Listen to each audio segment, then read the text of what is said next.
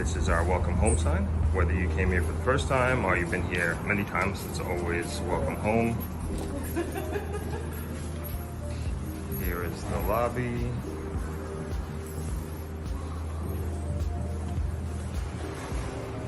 Then the front desk is over there. And if you play the piano, you can play the baby grand piano here. And we just put this lobby bar here, which we haven't began using, but it's kind of turned into a makeshift tour desk. And here is the meat office, Negril Education and Environment Trust. This is my family's nonprofit organization. And yes, we are also part of the Rotary Club, Negril Rotary Club. Okay, moving on. So we're stepping into the garden area here. And here on the left is the bungalows. This is actually the first room category that my dad started with. Started with 3 of these and then slowly built it up to the property that it is today. So this actually used to be a jungle before my dad started this, and he started from scratch. So up here above the lobby, these are our suites and deluxe rooms. And then over here is the superior rooms. They're grafted mangoes and they're really, really good. And then over there is our standard block. And going down the bungalow path here, we're doing a little construction here. This is one of our bungalows. Give you guys a sneak peek. Hope this is dry. Okay, it is. All right, just a little quick sneak peek. Brought the ceilings up. Well, got AC. That's it. Not even gonna explain the concept, but I'll just give you a quick look-see on what we're doing here. All right, I don't know if I was supposed to show you that or not, but that is that. Okay, moving on. Keep going towards the beach. I'm not sure if you can see that from here, but that's the direction that we're heading in. And then over on the right, morning. All right, and over on the right is the pool area. Let's see if we can walk across.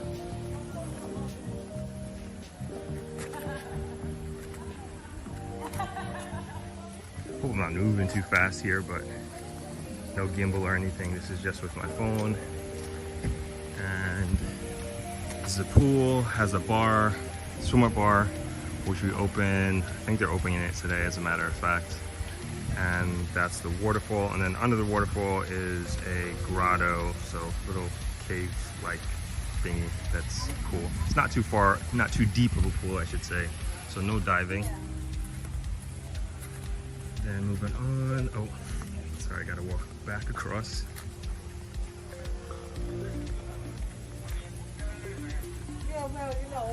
And then over here on the left, we got our gym. We just repainted it. So we got treadmill, we got techno gym weights, if you know about weights. These are top of the line stuff. Super proud of that.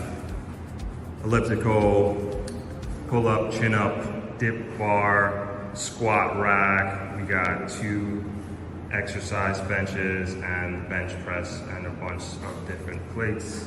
And there's me. Let's keep this moving.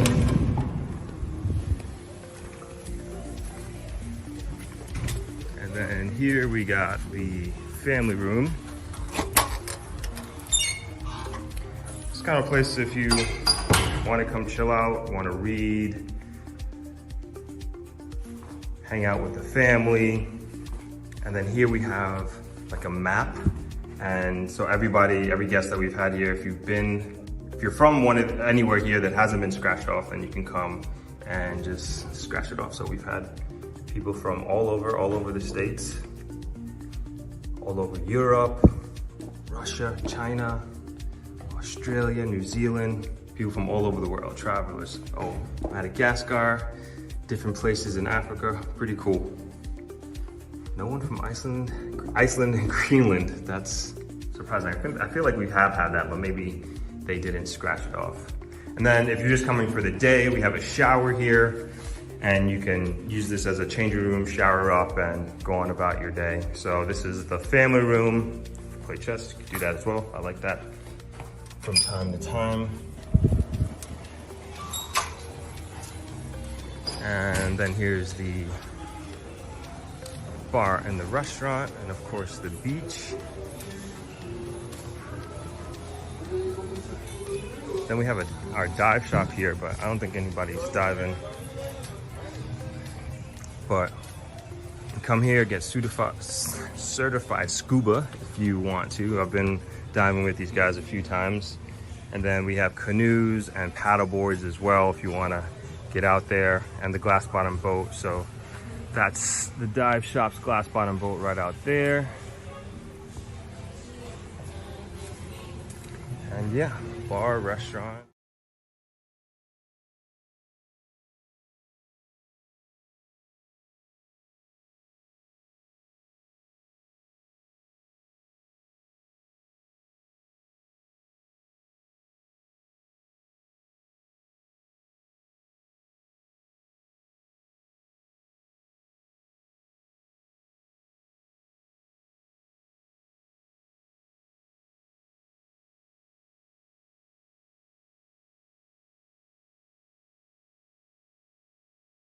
Definitely unmute that whole entire time.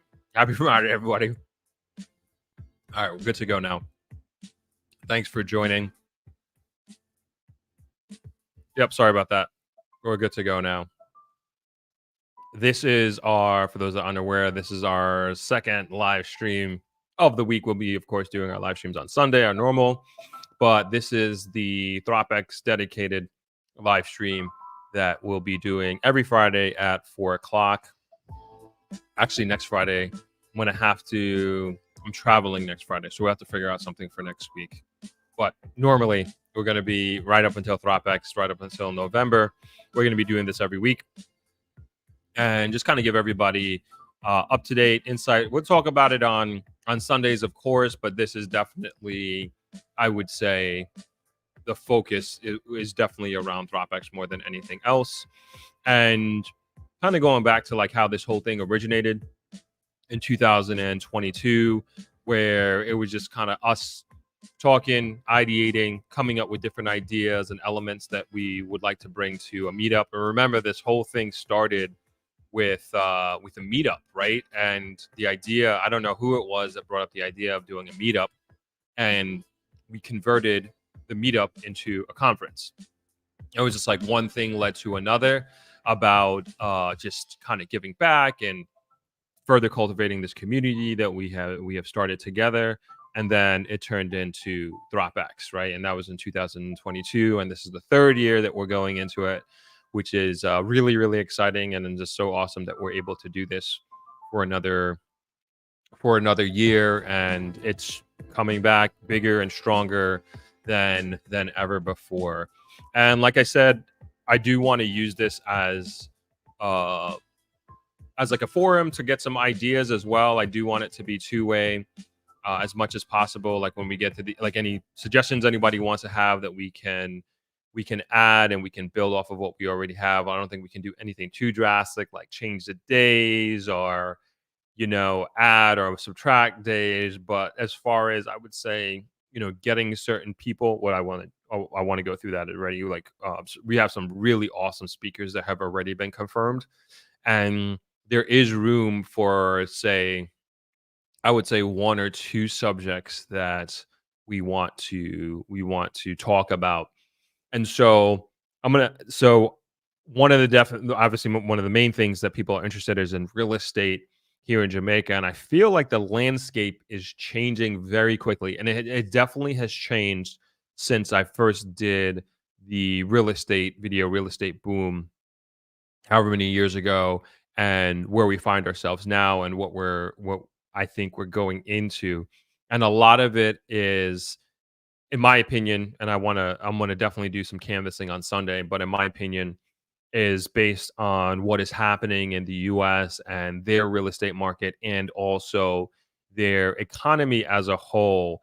And it's very much, I think, in an underlying way going to affect Jamaica, but I think it could be I think it's going to be a good way in the medium to long term, but I think there's going to be some teething pains. And so the I would say looking at and let me know. I don't want to speak on like super assumptions, right? Let me know what everybody like kind of aware of like what's happening with housing, the job numbers in the U.S., that sort of thing. And I just want to make sure we're kind of on the same page. I'm going to go much deeper into this on Sunday and like really build context, but I just kind of want to just keep it just very high level right now, and also kind of bring that into Throp X. So I'll just say two things quickly, and you can comment and let me know if you already know this.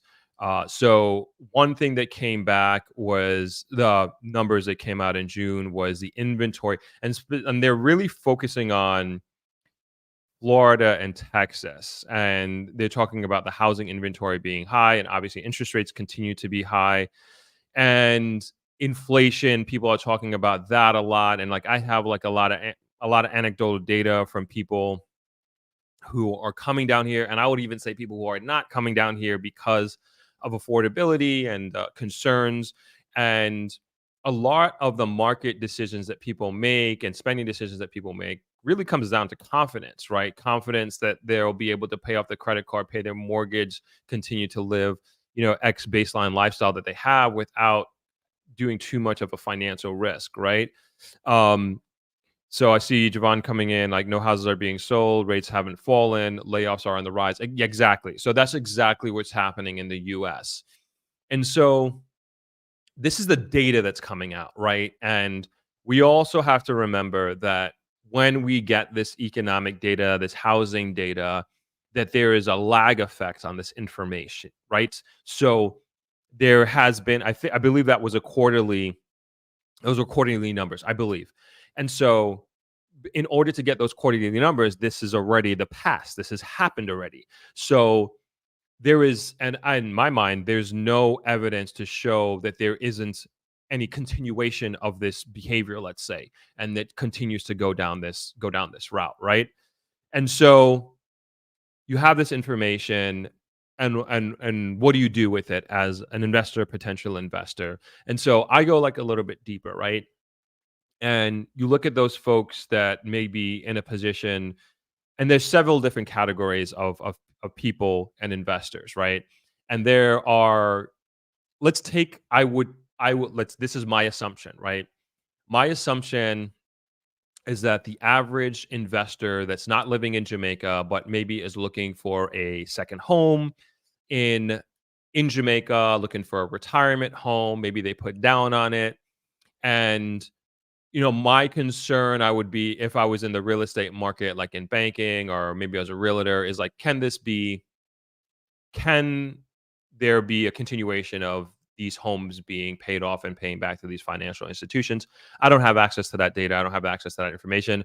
Also, the variant between people buying cash homes and also people taking out a mortgage, whether that's, I'm going to assume it's a local mortgage, they're getting some local funds as opposed to international, because I know that's quite difficult to get, say, a bank loan and from Chase Manhattan in New York, say, for example, to get a home in Jamaica. That's quite rare, maybe even impossible. And so most people who do get loans, they get it down here in Jamaica, right? And so that is like that is the in America, that's like the number one, the highest percentage of investor that it is. Let's call them mom and pop investors. And just kind of going down this rabbit hole again, I believe that this is going to be, it's not looking good, let's say, like for America and particularly the Florida market, and then also here in Jamaica. But I also think that there is going to be a lot of people, and I talked about this with briefly on Sunday, about like the balloon effect, right? Where one market goes down and we're very international, we're a very global society now, that people are going to move their money, and smart investors, savvy investors are going to move their money into other markets. And I was talking to a realtor last week about that as well, and they believe that's what's going to happen. But we'll see. That's one person's opinion. That's one person's way of thinking. But I think it's something that we need to continue to monitor as a as a country, and also just to stay on top of it. I We talked about this at length as well. The oversaturation of some parts of the market here in Jamaica, particularly those who are looking to do Airbnb, and there also being, even still in this market right now, great opportunities in other markets. All right, and like when we bring it back to Throp X, like it's like kind of like talking to the experts to help us figure this out. Like what type of information, and it's such an interesting time, right? This being an election year, Throp X being like it's going to be right after election, pretty much the U.S. elections, U.S. presidential elections, actually. And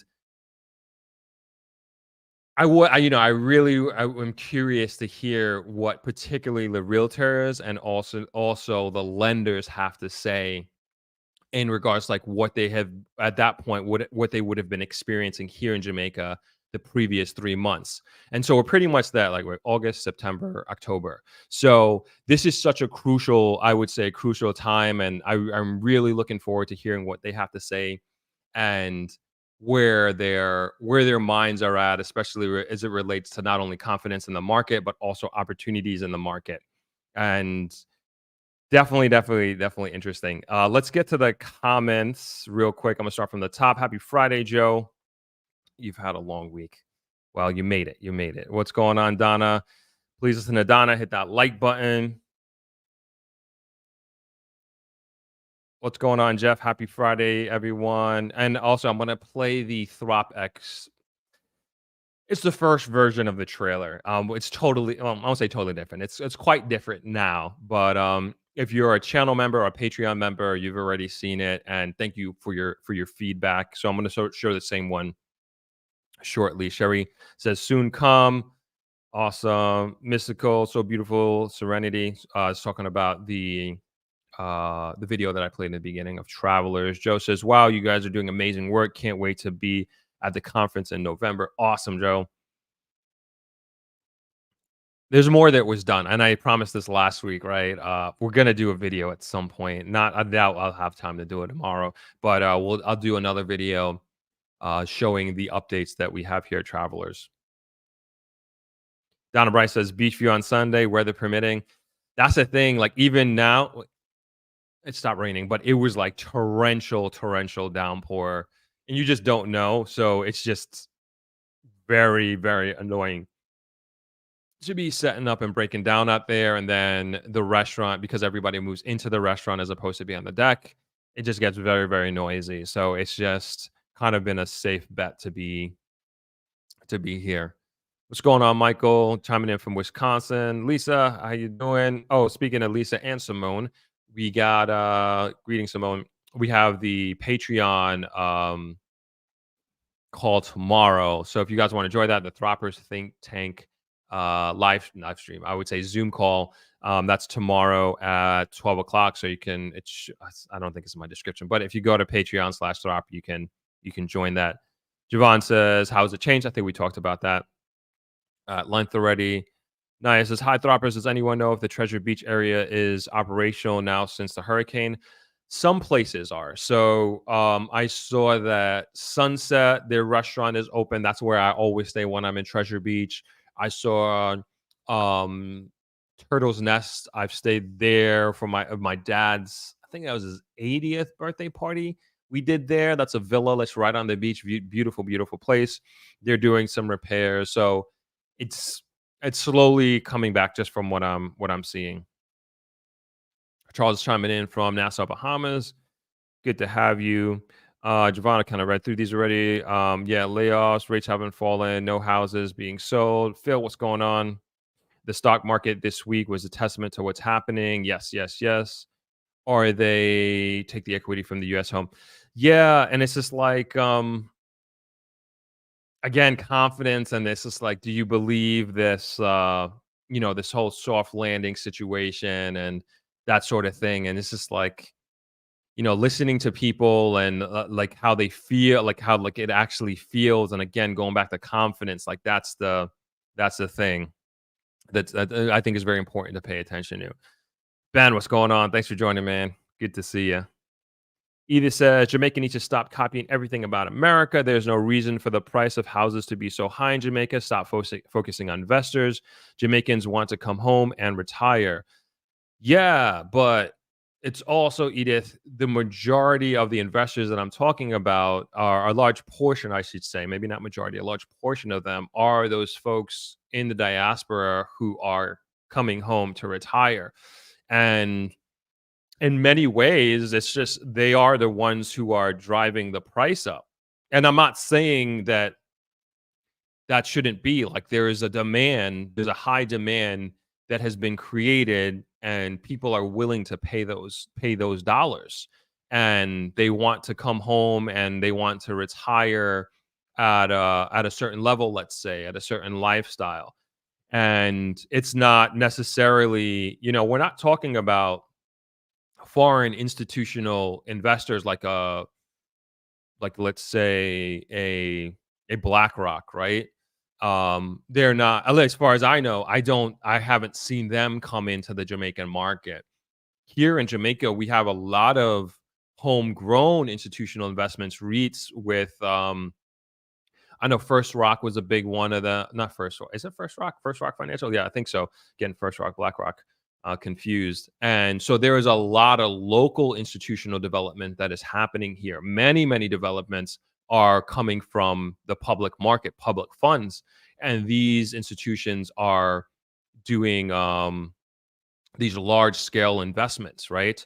And so, yeah, it's not really about Jamaica copying and doing high prices, and that like America is doing. I think it's very, very much market driven. There is a lot of great examples of this. One I always go to is just like the one that I know the best is talking about Little Bay Country Club here in Negril. And like I said, I'm gonna put this up because I got a text today. They were going I got a text yesterday, sorry, not today. They were going pre-construction. Let me bring this up. Let me bring this up. Let's call it pre-construction. Let's say 250,000 US at Little Bay Country Club. Sorry, I'm just trying to share my screen here.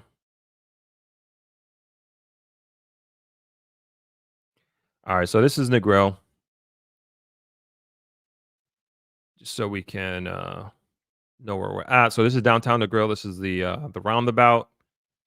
This is the 7 Mile beach here, and we're going to the northern end of the beach, and we're of course on the westernmost part of Jamaica. And this is Little Bay Country Club, right? And so this was a development 10 plus years ago. It was started. Like I said, it was pre-construction. Let's call it 250. I just got a text yesterday that said they're selling. Matter of fact, let me check it right now.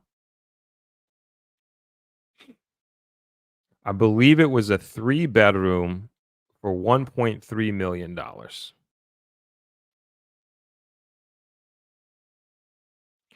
And like I said, this was, hold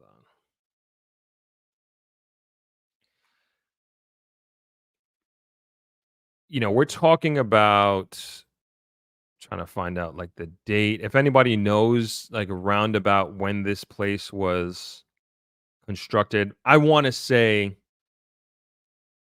about 10 years. Yeah, 250,000 US. And they're asking now for 3 bedroom. I'll make sure it's a 3 bedroom. Sorry, I want to find the exact text that I got.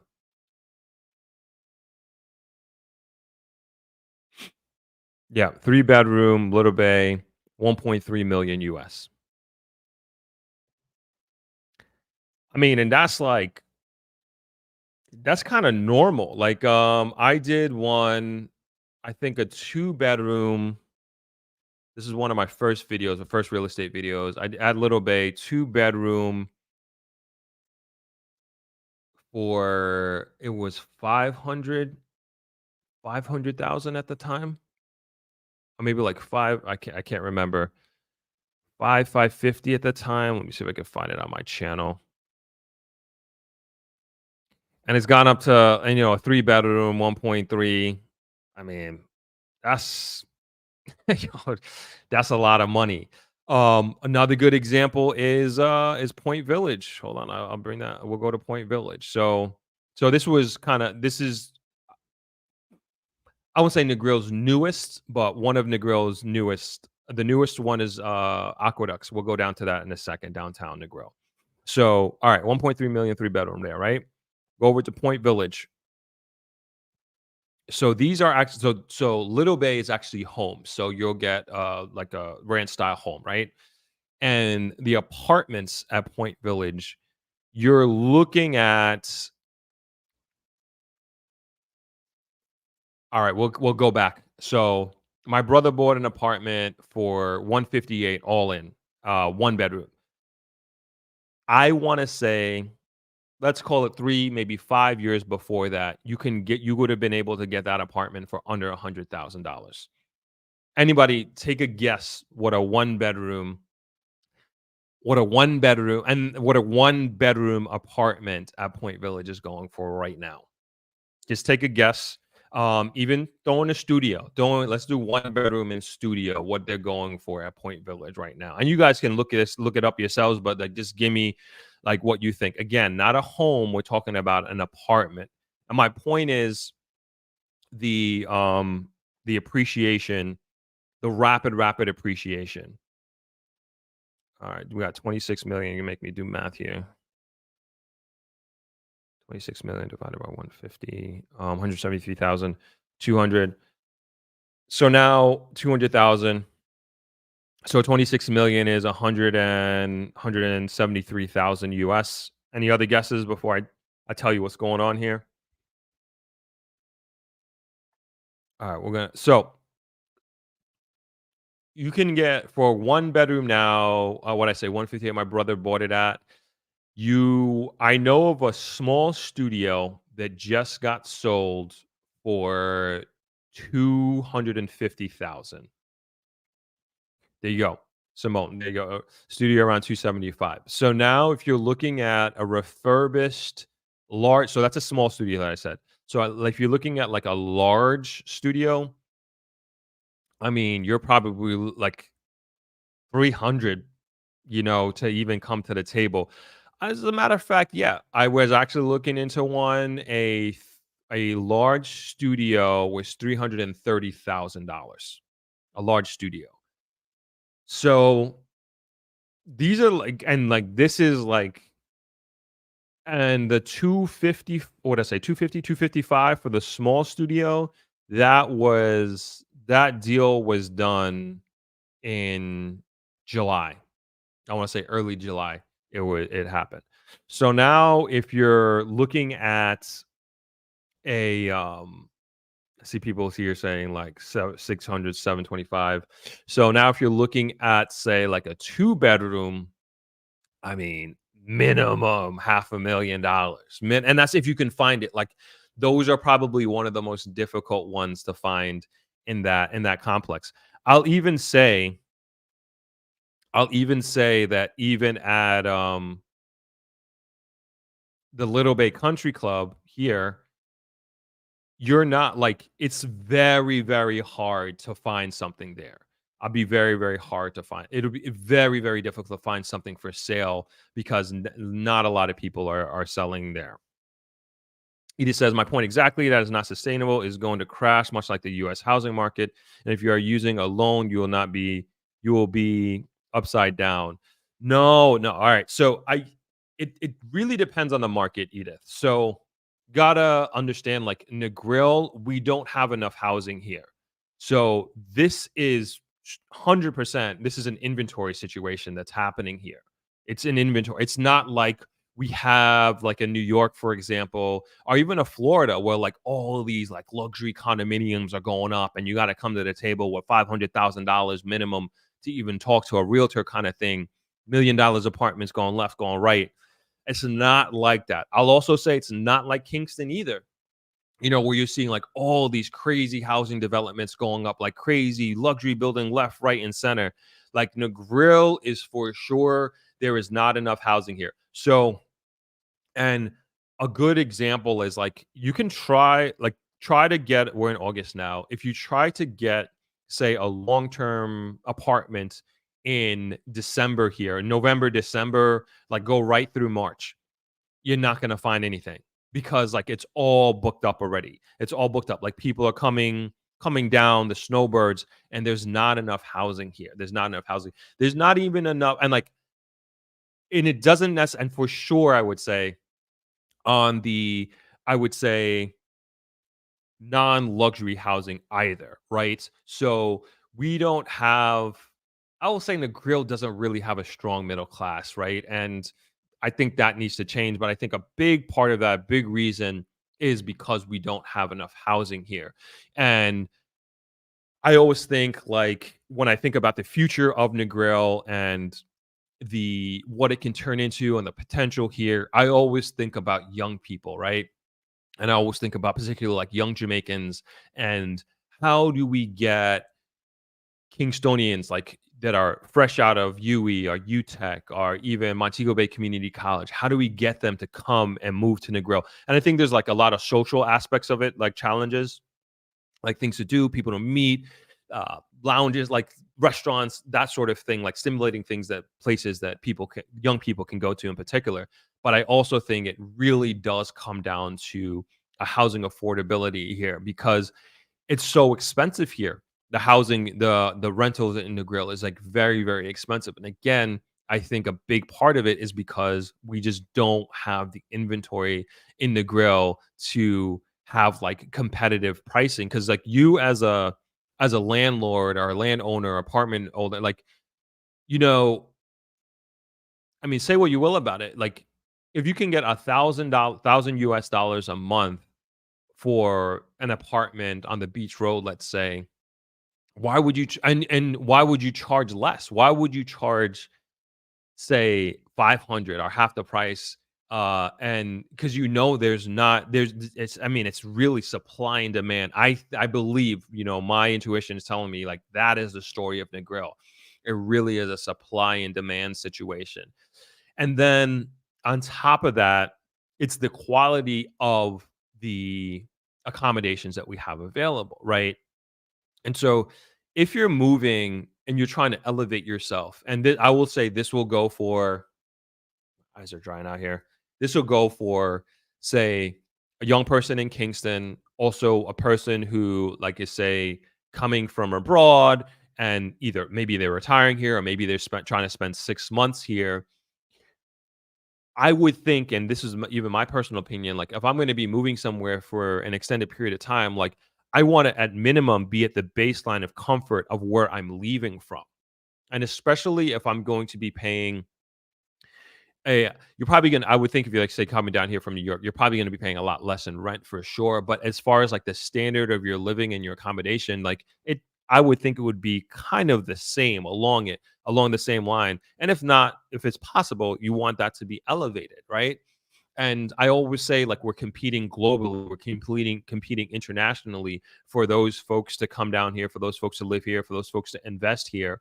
And when you're comparing market to market, whether it's a DR, a Mexico, as far as a Bali, or even like places in Colombia, and your dollar is going to go a lot further in those places. It's just the reality. It's just the reality.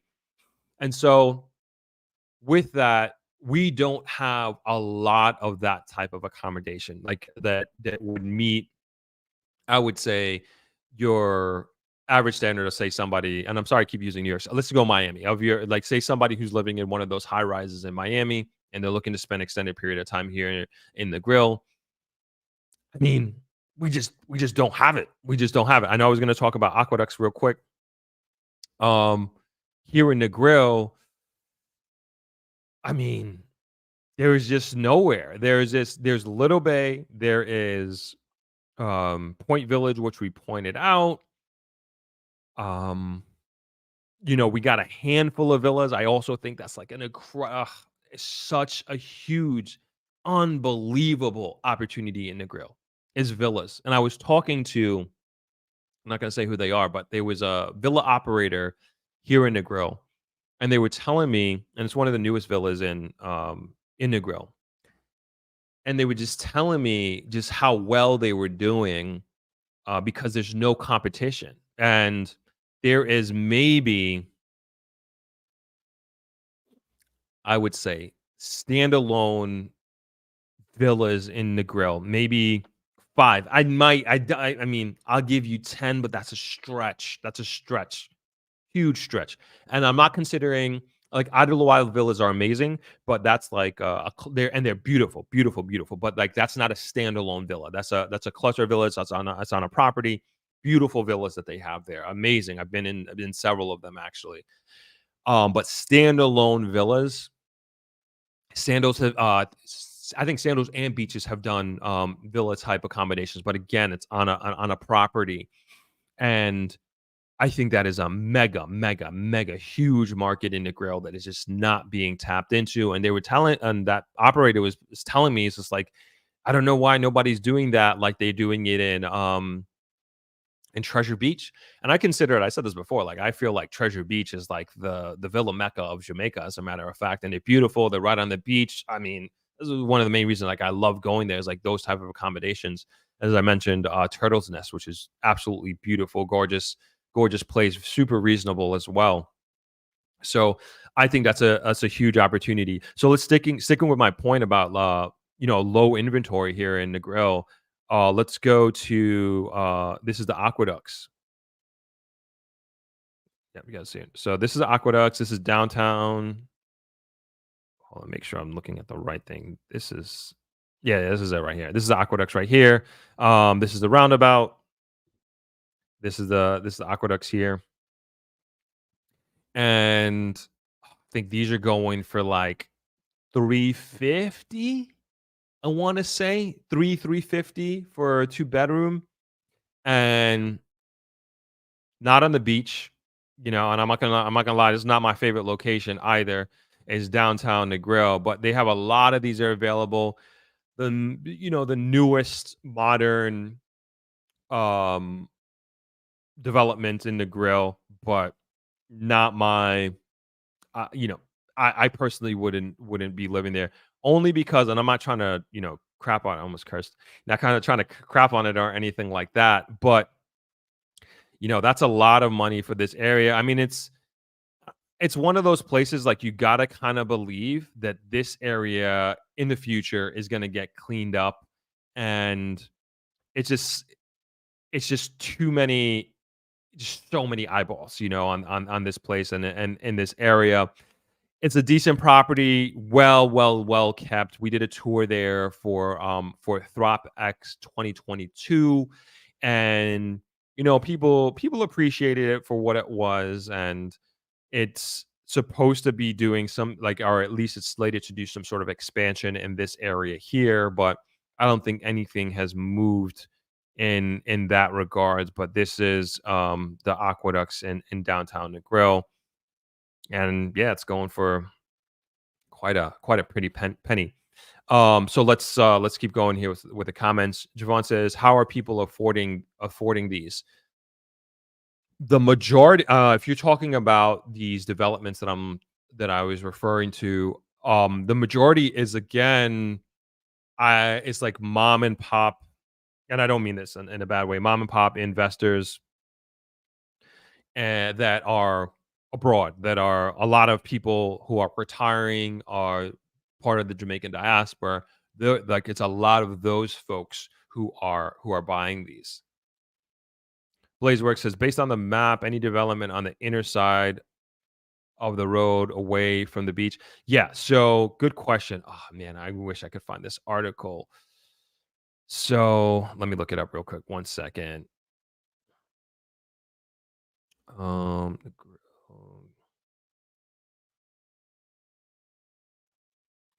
So yeah, it was announced.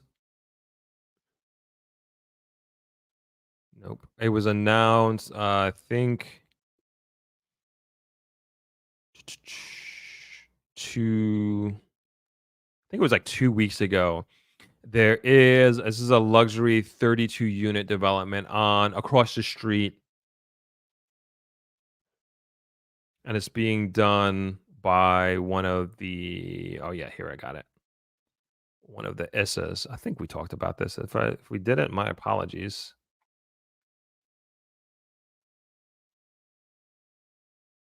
Okay, so luxury market awaits. It's a Homes Cascade residence in Negril. And so I'm not going to read the whole thing, but to be set on 3 acres along Norman Manley Boulevard, Cascade residence, 32 two-bedroom apartments, each with its own balcony, will not only conform to the Negril four-story code, but blend well into the scenic lifestyle that has captured this song by From a Little Cottage in Negril. Issa Homes founder Alex is also the developer of Harmony Retreat in St. Andrew's Golden Triangle and Sierra Luxury Homes in Hermitage, Stony Hill. So, yes, I don't know exactly where this is, but it's on the beach road on the morass side. That's what we call it, on the morass side of Negril. So there is that, and I think there's a lot of potential, like, over here. There's, like, these lots aren't crazy big, but there are a good amount, a decent amount that are for sale on the beach road on this side that can do some small developments. I'll even say Chipaway Village. Let me see if I could find it. So Chipaway Village, we did part of the Throp X 2022 real estate tour. We went to Chipaway Village and it was being sold, I thought, for a really good deal. I think it's 2 acres and change, if I'm not mistaken, going for 850,000. Sorry, where is Chipaway? I'm losing my bearings here. Fumbling. Okay, right here. So this is Shirella, White Sands, Rayon. I'm lost. It's somewhere over here. I'm completely lost. So is this it? No. It's somewhere over here along the get my Negril card taken away. I know it's by I don't you get what I'm saying. But it's available. See, Simone said that's my property. I think it's such a huge, great opportunity going forward. I think it's a steal. I think it's a great steal and perfect place to do some. It's almost like a little community. It's because it's not wide, but it's long, and it has a beautiful open view of the Great Morass. And I just remember when we were on the tour, I was like, man, this is gorgeous. Simone says she already has a design. There you go. There you go. So, 850,000 US, 850,000 US. Vivine says new development like Suncoast in 12 miles is a big deal. Getting in now is a win-win.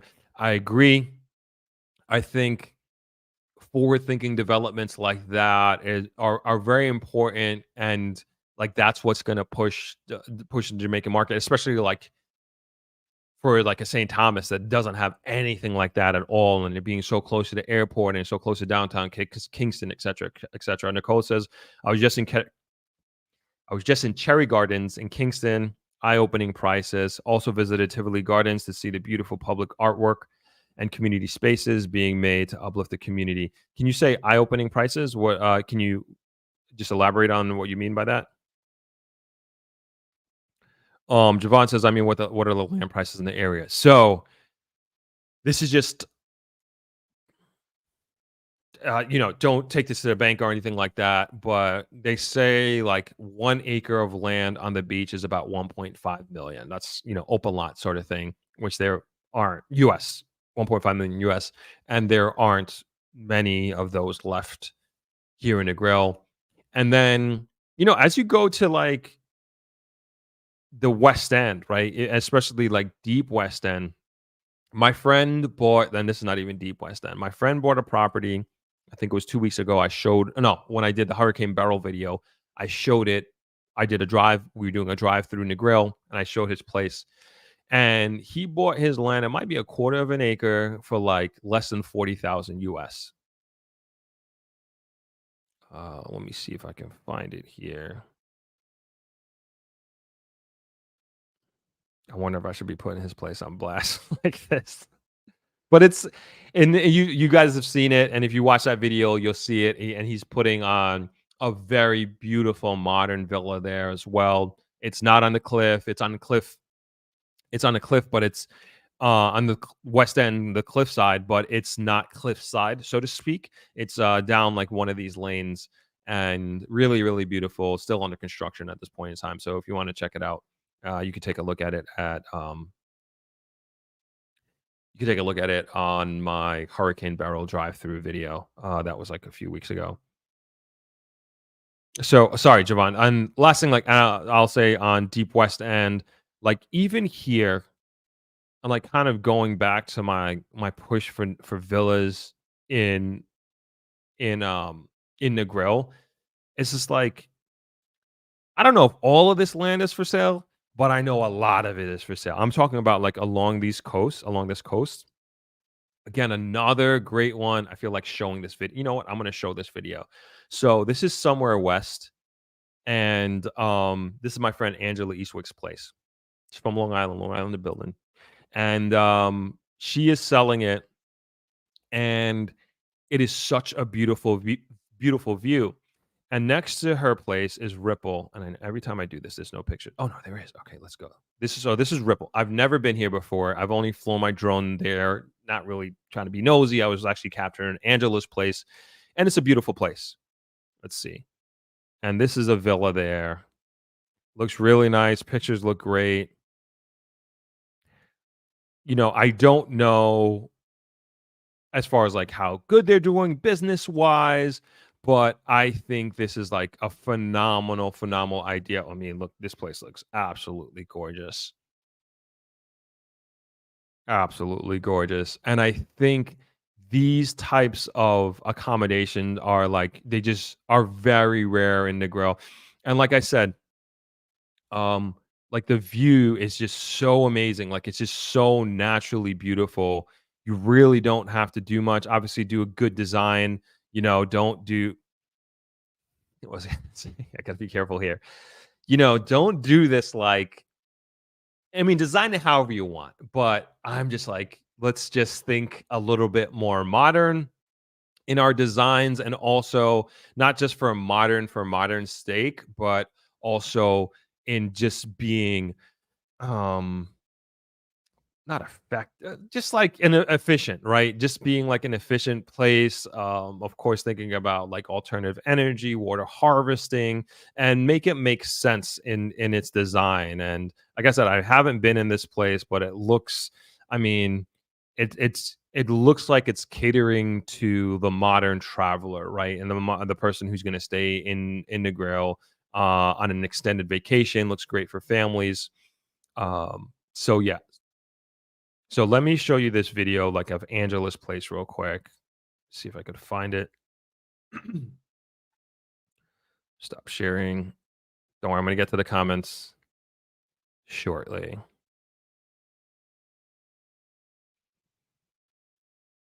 So oh man, how much is she selling it for? I feel like it's I don't know. I don't want to say the wrong. I don't want to say the wrong price, but this is a quick video I did on the west end of Negril at a very beautiful property that is for sale. It's actually my friend's place, a good friend of mine, and she's selling it. And we're going to be doing a feature on it on my YouTube channel. And and I just want to show you guys around a little bit before we do the shoot. What could be yours? Got ChatGPT right there. Beautiful views here. Let's go out to the pool. Doesn't have any water in it right now. This is a saltwater pool. Yeah, they're gonna fill it up for the shoot that we're gonna be doing soon. I don't know if you can see that. Pretty nice views of the coastline. Let's go up. Let me show you some of the views from upstairs and some of the rooms. All right. Remember these? Not too shabby. So imagine waking up to this every day or going to sleep to this every night. So beautiful, like naturally, you don't even need to do anything. If I had the money, I would buy it. Like, this is heaven. And the neighborhood is really awesome as well. But yeah, we're gonna be doing the shoot in a couple of weeks, so stay tuned for that. And gonna be working directly with my friend, the owner, on getting this up on the channel, and really excited and proud to be a part of this project.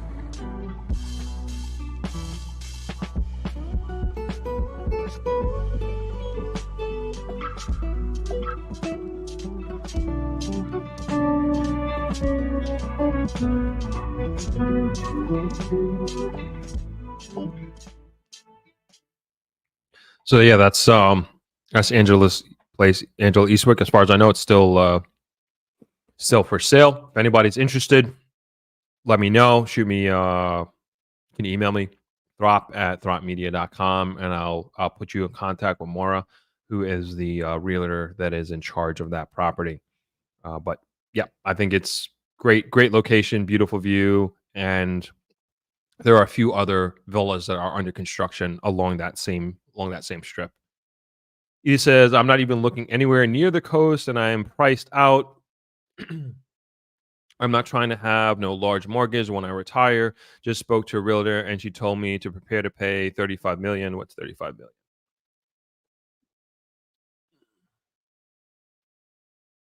$35 million is $233,000. Yeah, I mean, I don't know where you're looking, Edith, but that is like for new construction now. That's kind of like, I don't know how many rooms you're looking at, but that's kind of like, man, that's like kind of like average. I would assume that's like a 2-bedroom, maybe somewhere inland. Let me know if I'm correct on that. 233,000. Look, Ocean Point. I have another friend. He bought in at Ocean Point at, let me see, 16 million, 50. He got it in at 16. I think it was 16 million. If he didn't get 16 million, it was 18 million. So that's 106,000 US. Let's go 18 million high end. 3-bedroom, 18 million Jamaican. That's 120,000. Ocean Point now, I want to say, is north of 30 million now.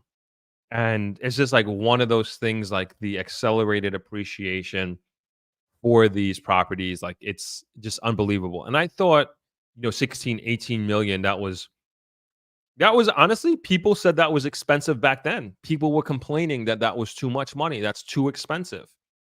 And it's just like, man, I said this, like I said the same thing about Little Bay. It was too expensive. And like now, I just told you guys about a 1.3 million 3-bedroom apartment, house, that's going for sale.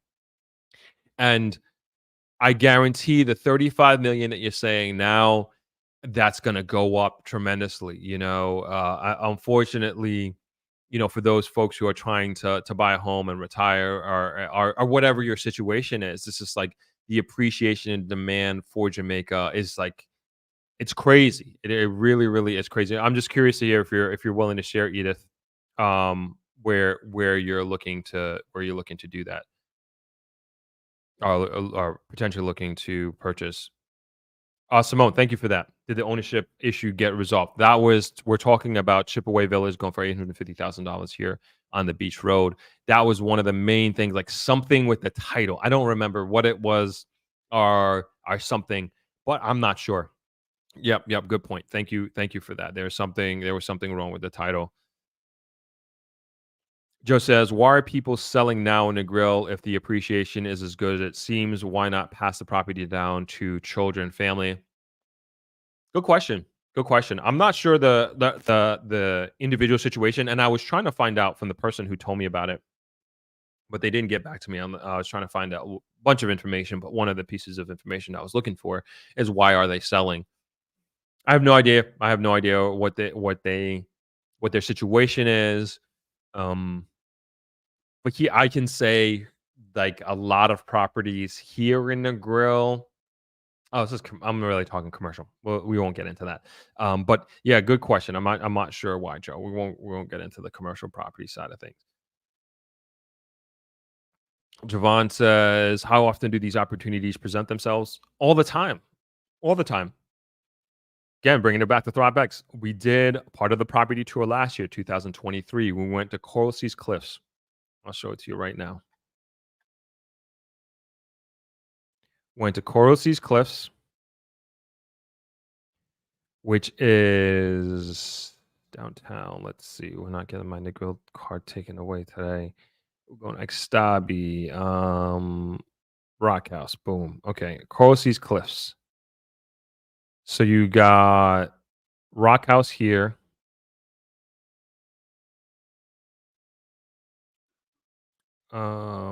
Where is it's right here, but I'm trying to bring more SOV Hotel. This is Coral Seas Cliffs here.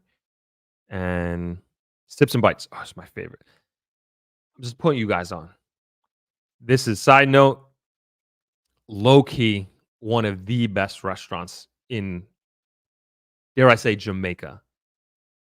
This is like my spot, and I just were reminded, like, my brother had recommended some guests to go there, and they were just like so thankful and blown away. Their food here is so good. I know this has nothing to do with real estate, but next time you're in the grill, man, and it is just I don't know how they keep their prices so low and so affordable, but like when I say I've never, and this is no exaggeration, I've never ever had a bad meal here. And like every meal was just like over the top good.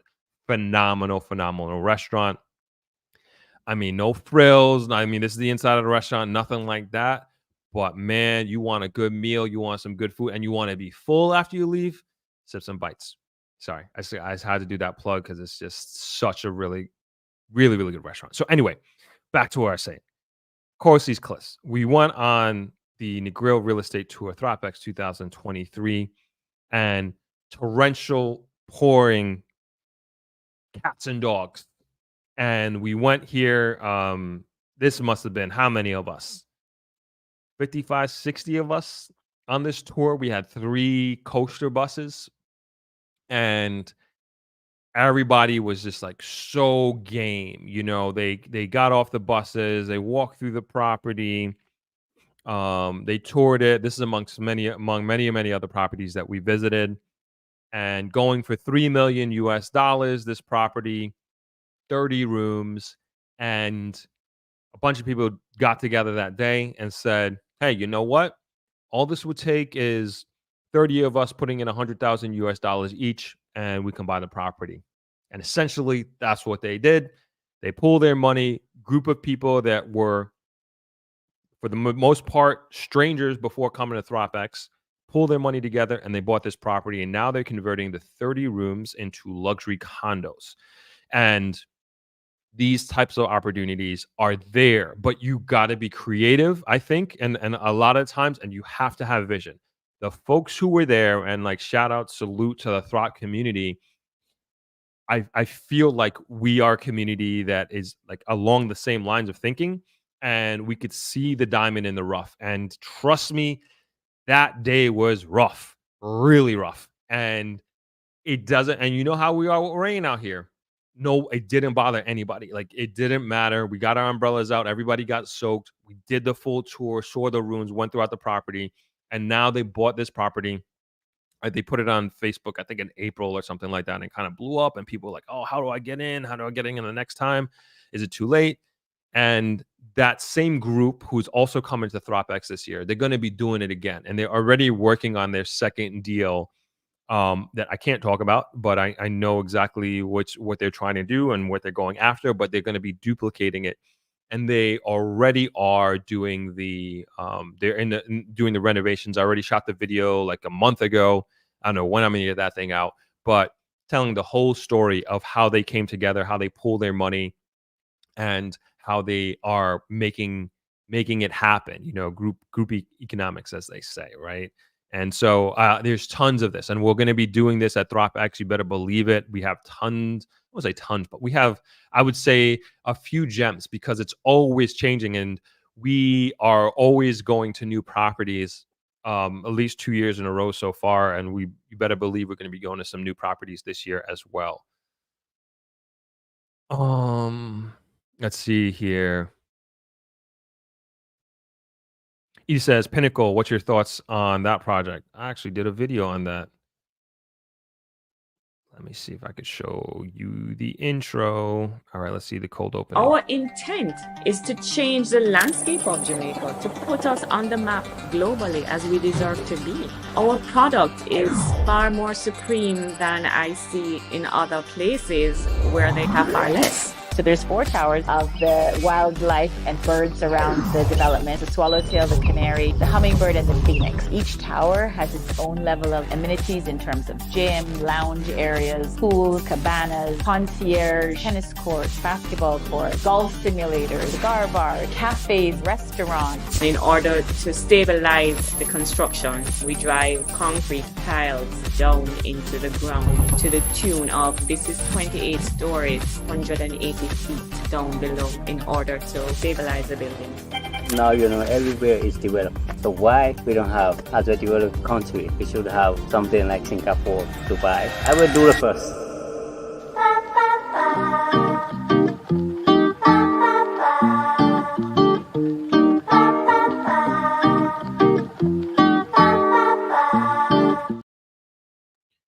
So my thoughts on the Pinnacle, like, Pinnacle is a unicorn, and you have to look at it like that. There is not, I can't think of another property in Jamaica that you can compare it to. If you're going to compare Pinnacle, you're going to have to compare it to other markets. Plain and simple. I think the idea of the Pinnacle and what it's bringing to the table, especially like when it's completed, is it's going to change how the world looks at Jamaica, and like from a real estate perspective. And I think the mental paradigm is going to shift when people think about Jamaica with this. And what it's also going to do, I think it's already doing this, is going to attract even more investors to come to Jamaica. But I honestly think the investors in the Pinnacle are being fed off of the many investments that are coming to Jamaica to begin with, especially when you look at like the commercial investments, particularly like the hotels, billions and billions of US dollars that are coming into Jamaica like crazy, and have been for the last 10 years and continue to do so. And the Minister of Tourism is talking about this hotel, this thousands of room hotel, and say what you will about all-inclusive hotels and your thoughts on, like, I respect it all, especially as a small EP hotel owner myself. And so I personally understand what some of the grievances may be with these large institutions. But at the end of the day, it's money. And I look at it too, like, it's money and investment jobs that are coming to Jamaica that didn't go to, let's say, the Dominican Republic or Mexico or whatever, or wherever have you. Like, that investment is coming here. And it also is going to spur on other investors and other people coming into the market. And that is happening in like a really, really big way. And I think the Pinnacle, it's obviously doing something great from the investor standpoint and from the investment side. It is going to, I think the real power is in the psychology. And I've been saying this before, like Jamaica is moving in a luxury direction. And it has been, and I don't know if I think it's been per, purposeful. It's not something that Jamaica has fallen into.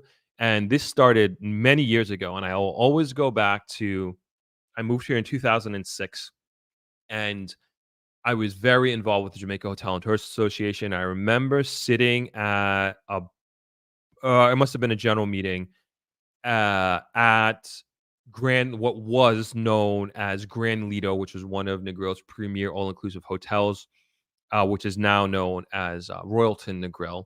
And I was sitting in a meeting there, and we were talking about spring break. And this must have been 07, 08, I want to say. And spring break in Jamaica at that time was on the downturn. It was kind of dying. And I would say the spring break groups, travel groups were kind of hanging on to straws, so to speak, and still trying to make it happen. And there's a lot of reasons why we could do a whole podcast on that alone. I feel like I should, on the history of spring break and why we lost it here in Jamaica.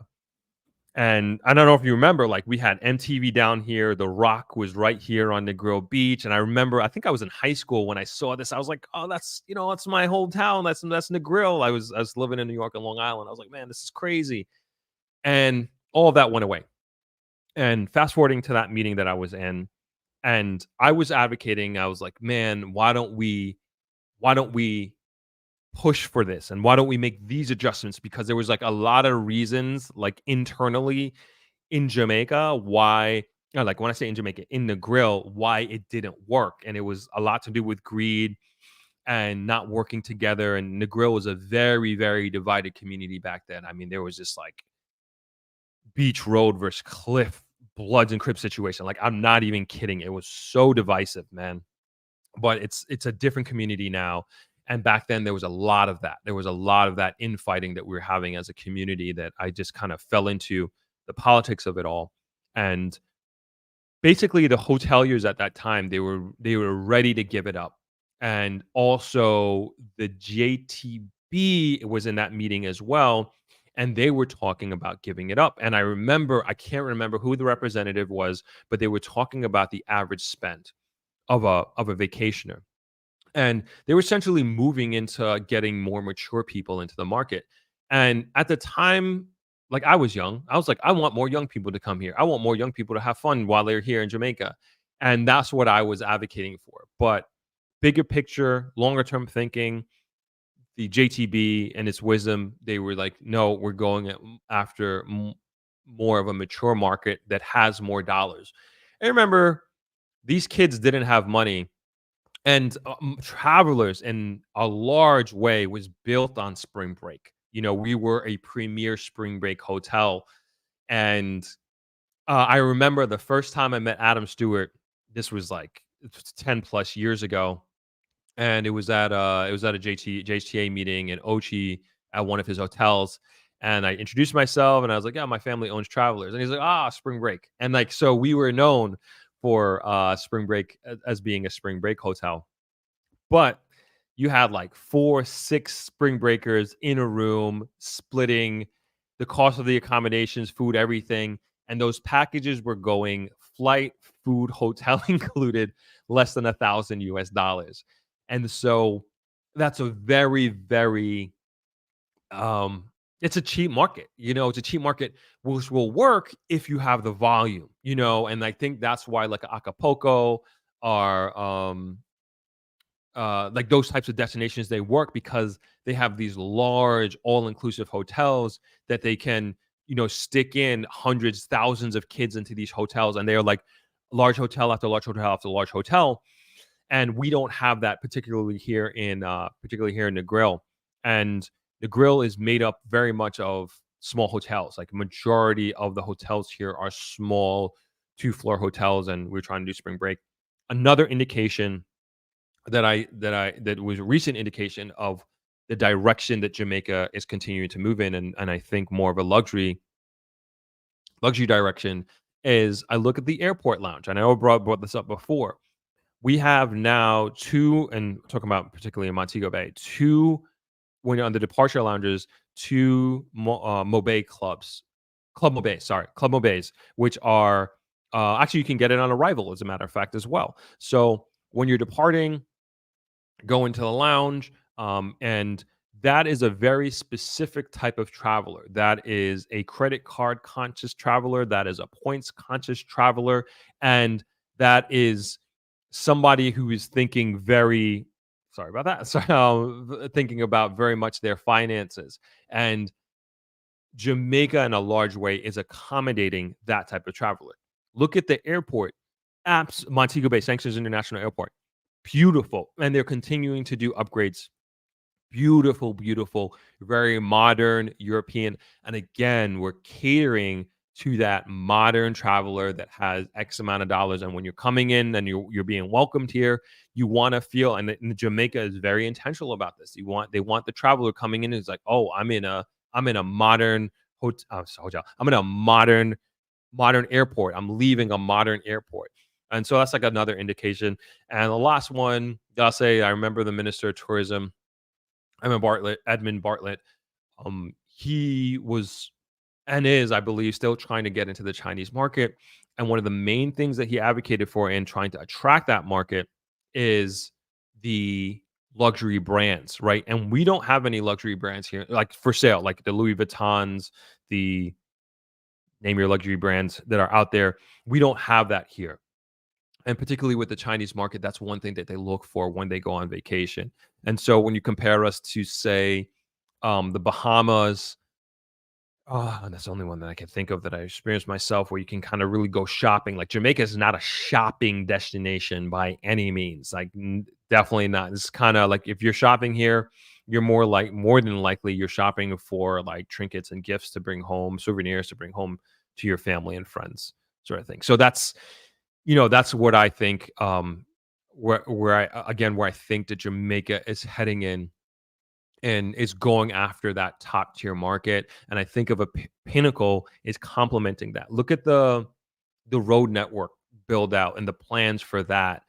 That is a big indication. And it's not just, I forget what the program is called, if somebody can remind me, but X amount of billions of dollars is being allocated to redoing roads, but not just like the highways and byways, but also like community roads and stuff like that. Like that is going to exponentially increase the quality of life of people.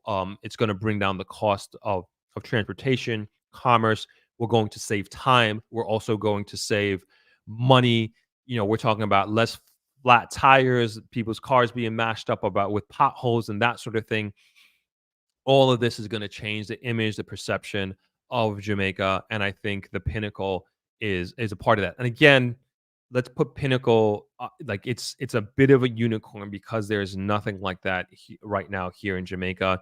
And the last thing I'll say on the Pinnacle, when I did the video there, I want to get my notebook because I have it written down, but let's just say their one bedroom was going for $430,000. This is March, $430,000. Right now, their cheapest tier is $460,000. March, April, May, June, July, August. 5 months, you got $30,000 increase. And I think that continues to be the story of Jamaica. Like again, this is we're going back to my personal experience with Little Bay. All right, I know I've been talking a while here. Let's get into these comments here. Susan Morant, first time. Welcome. Nice to have you. Edith says it's beautiful. She said, way inland 2-bedroom. I think they're just talking about your $200,000 place that you were looking at. Okay. Nicole says more intensification / infill development should be designated in target areas where there's appropriate infrastructure plus servicing to increase the housing stock and create housing affordability. I agree. We're gonna get into that in a second, Nicole. Blazeworks says perspective, and it's not going down. I don't think so. It doesn't seem like it is. Clarity, what's going on? Hello, Throp and Throp family. I'm here in Negril from California, and I'm so happy I bought one I did last year, 10,000 square foot for 60,000.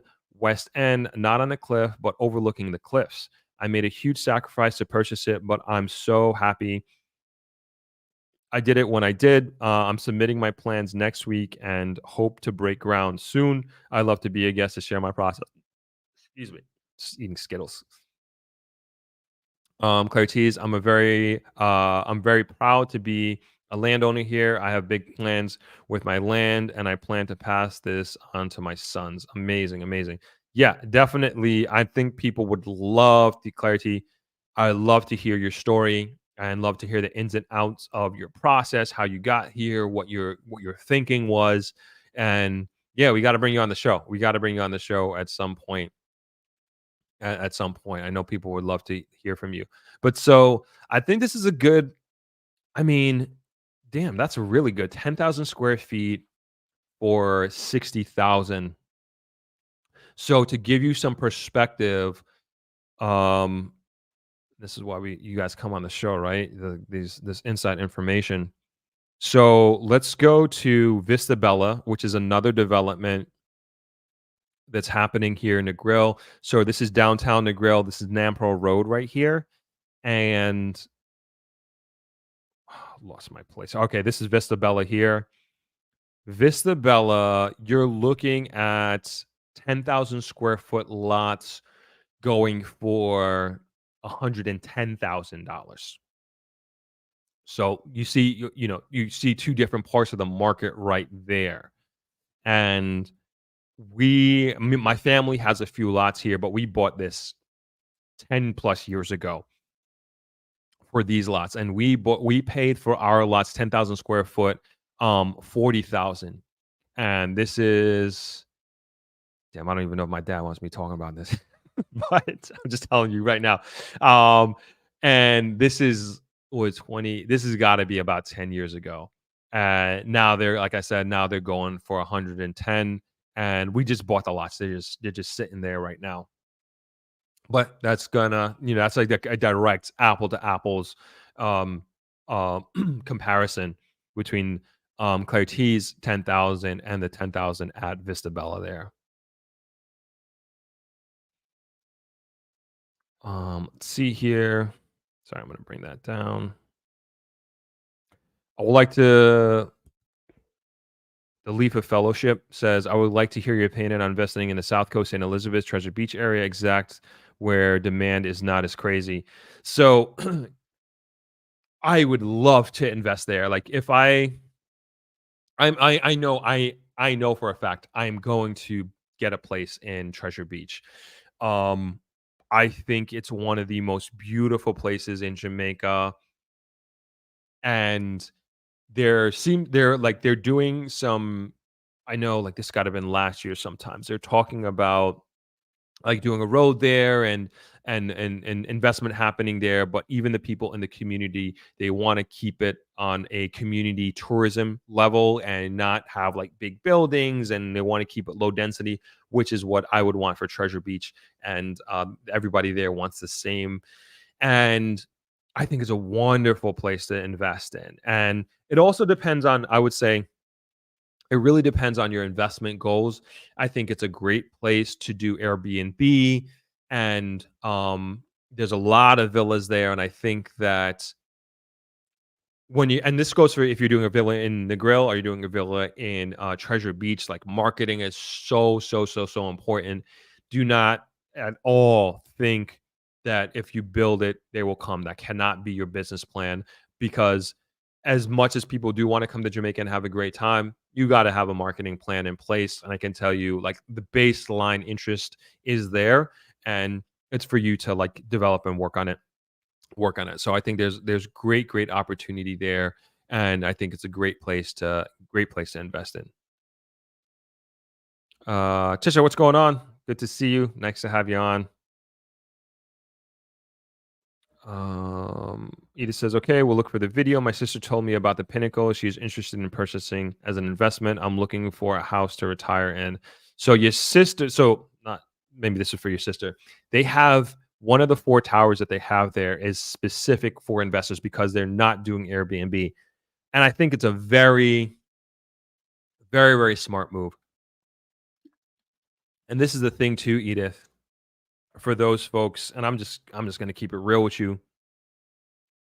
For those folks who are looking to do, say, retire, right, or live in an apartment complex. When you're buying into these places, make sure you understand and read the fine print and talk to the developer or your realtor about what their rules are in Airbnb. Very, very important, because you think you're buying, say you're paying $250,000 US for this place, very expensive, and you think that that is going to only attract a certain level of investor. And maybe you're living there, right? And maybe you're calling this place your home, or you're down for 3 months out of the year, and you would think that the other, if there are other investors around you, your neighbors who are living in the same complex, if they're going to be doing Airbnb, they're going to be renting it at X dollar level that will keep out a certain element, let's say. However, what has happened here in Jamaica, particularly with the scamming, is like these guys, they're doing very well for themselves, and they can afford your $150, $200 per night at one of these Airbnbs. And I had a friend, 2 things happened. He had 2 places, both in Kingston. And one, he was trying to dedicate this one apartment as a 2-bedroom apartment, Airbnb, rented it out, and all his neighbors got really pissed at him because they did the Airbnb. And I don't honestly, I don't know if they were scammers. I have no idea. This particular incident, I don't know if they were scammers, but they were so noisy, rude, and abrupt with everybody around them. It caused this huge disturbance. And in that particular complex, there were working people, decent people coming home during working hours, expecting to get a full night's sleep and go to work in the morning type thing. And that was ruined by these guests, and he canceled Airbnb. He bought another place that he was staying in. And again, you think you're paying, $300,000 US for this place, like your gated community, secure, everything like that. Again, you're expecting a certain level, let's say, of clientele and people to be living there. And again, these guys can afford, and these are quick money guys, right? They don't work years and years and years to make their money, and they can blow it on a $300 a night, $250 a night. And you would think, again, that would keep out a certain demographic of people. But if you're living there, like, you don't want to be a part of that. And that's completely understandable. Completely understandable. And so when you are making your investments in Jamaica and you are looking into these neighborhoods or these new developments, make sure you check those policies, right? And even from an investor standpoint, like you obviously you want to, pay for your investment and be able to recoup your investment by renting it out on a monthly basis, on a nightly basis, and get a return on your investment. And so it's just even managing that, be careful, and then just understanding, like, being clear on what you're looking for. What you're looking for is somebody who's living there, retiring there. So it's like, is your neighbor going to be renting it out to whoever, right? And are you going to have to be kind of feeling those consequences? So just something to keep in mind. And that's, again, why I really like the Pinnacle, is like, it's not Airbnb. They're managing the entire thing themselves. And to me, they are getting a management company to do that. And that secures the investment in so many ways. That secures the experience. And imagine you're paying pretty much $500,000 US for an apartment, and some of them are going for $1 million, $5 million. And then, you have like weed smoking everywhere, loud music, like people walking past you not saying good morning, like that sort of thing. And you're like, that's ridiculous. That's ridiculous. And so to me, like, these these folks, the developer, the team, they're forward thinking and they're like looking out for me. They're protecting my investment. They're protecting my dollars that I worked very hard to, very, very hard to even afford to put down 500 a mil, whatever it is in this place. And like, these are the sort of things that I would think you would like to hear as a potential investor. Sakura, what's going on? Hope you are well too. Ida says, I visit often. Negril is too far. We need that bypass ASAP. I usually stay in Linstead with family or Ochi at one of the resorts. Cool. Tisha says, I hate the spring break craziness. Negril is known for its calm, easygoing vibes, just the way I like it. Yeah, spring break is done here. It's non-existent. Saka says, I'd really like to get some information on the conference in November. Yeah, no problem. Did you go to the website, thropx.com? And if you have specific questions, you can always email me directly. Throp at thropmedia.com, and you can hit me up. Actually, somebody, yeah, email me directly, Sakura. Somebody, I don't know if it's you, somebody, I think emailed me yesterday or this morning, was asking me specifics about what's included in the ticket. So let me just go through that real quick. Thank you for that opportunity, Sakura. So the ticket for Throp X, what it includes, it's Sunday through Friday, and we have 2 days of panel speakers, panel discussions. Sorry about that. You can blame Apple for that. Monday and Tuesday, and then on the third day we have a real estate tour. On the fourth day we have a getting business done / ATL automotive show. And then on the fifth day, we have a boat ride and farewell party. And everything I just mentioned is includes all your meals as well. So the only thing is the day of business that is not included. So that's a Thursday. Like, so your breakfast is included, but you're probably going to be out. That's the only thing that's not included. But everything else, all your meals are taken care of. All your meals are included. But it does not include. I think it was you. Okay, there we go. I just saw your comment. I will let you know what is included in the $1,200 cost. I'm looking to buy in Jamaica before the end of the year. Awesome. So it does not include hotel accommodations and it does not include airfare. So basically, you're essentially taken care of from Sunday through Friday for, again, 2 full days of panel discussions on Monday and Tuesday. That's pretty much 8 hours. So breakfast, lunch, and dinner. And then also, the Sunday is the welcome party. So your dinner is taken care of as well. When we have the dinner, we have the welcome dinner on Sunday. And then, so Monday, Tuesday, breakfast, lunch, and dinner here at the hotel. Wednesday is a real estate tour. And that's all day. Breakfast here. We do on the road lunch and then dinner here that evening. Breakfast in the morning for the getting business done and also the ATL auto show. And then Friday is the boat ride. So we'll have breakfast here. And when I say here, travelers. And then also lunch on the boat. And then we have the farewell dinner at, don't want to announce that yet. We haven't confirmed it, but it's going to be at hopefully, fingers crossed that we can confirm it soon. Very, very beautiful Jamaican-owned hotel. Hopefully we're able to work everything out. So that's what's included. Hope that answers your question. If you have any other questions, let me know. And Sakura, where are you looking to buy?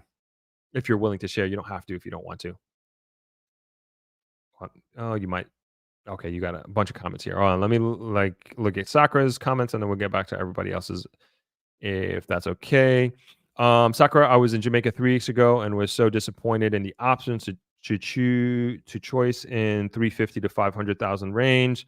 I can't believe how expensive it is. How are the sellers basing these prices? Oh, we just went through it. Hardcore, Sakura, hardcore. Let's keep going here. I'm looking for a Florida-style home outside of a gated community. Are there any legit builders doing this? I don't necessarily want to live in a gated community. However, would like to have a gated community-style home on my lot. I don't want to get ripped off by an unethical contractor. Are there any legit builders in Jamaica. I looked at a house that had over $100,000 in renovations needed. This lady wanted a minimum of $375,000. I was paying cash. She was asking for $450 for the place. It was crazy. Great lot. However, the house needed to be gutted. I can build my own house for that price if I can find a reputable builder building outside of a gated community. That was me. Thank you. How are these developers in these gated communities able to get these homes done without any issue? Okay, got it. I need to book my room and flight. Got it. Thank you. You're welcome. Great situation. I think I'm not saying great situation, but like thank you for the example. I would say, Sakura, and I think a lot of people can relate to what you're saying, and also perhaps your frustrations here. What I want to do is I want to bring you up, I think, self-promotion here. But I think this is a wonderful, wonderful, awesome video for you to watch.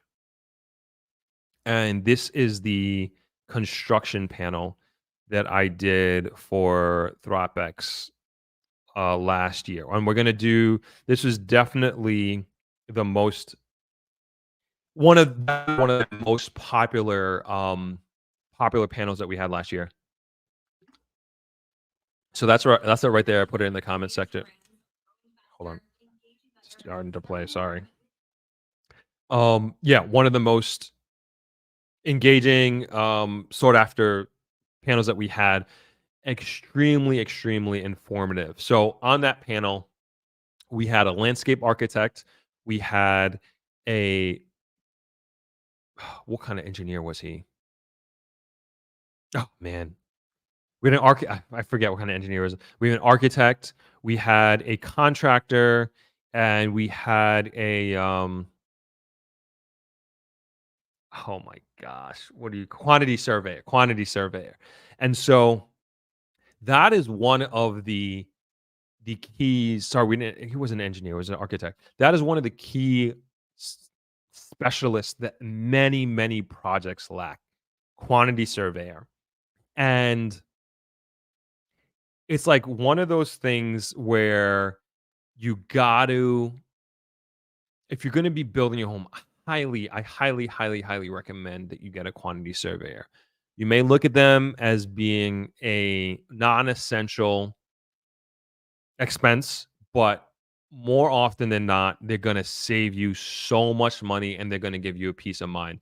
And they're essentially the buffer / representer.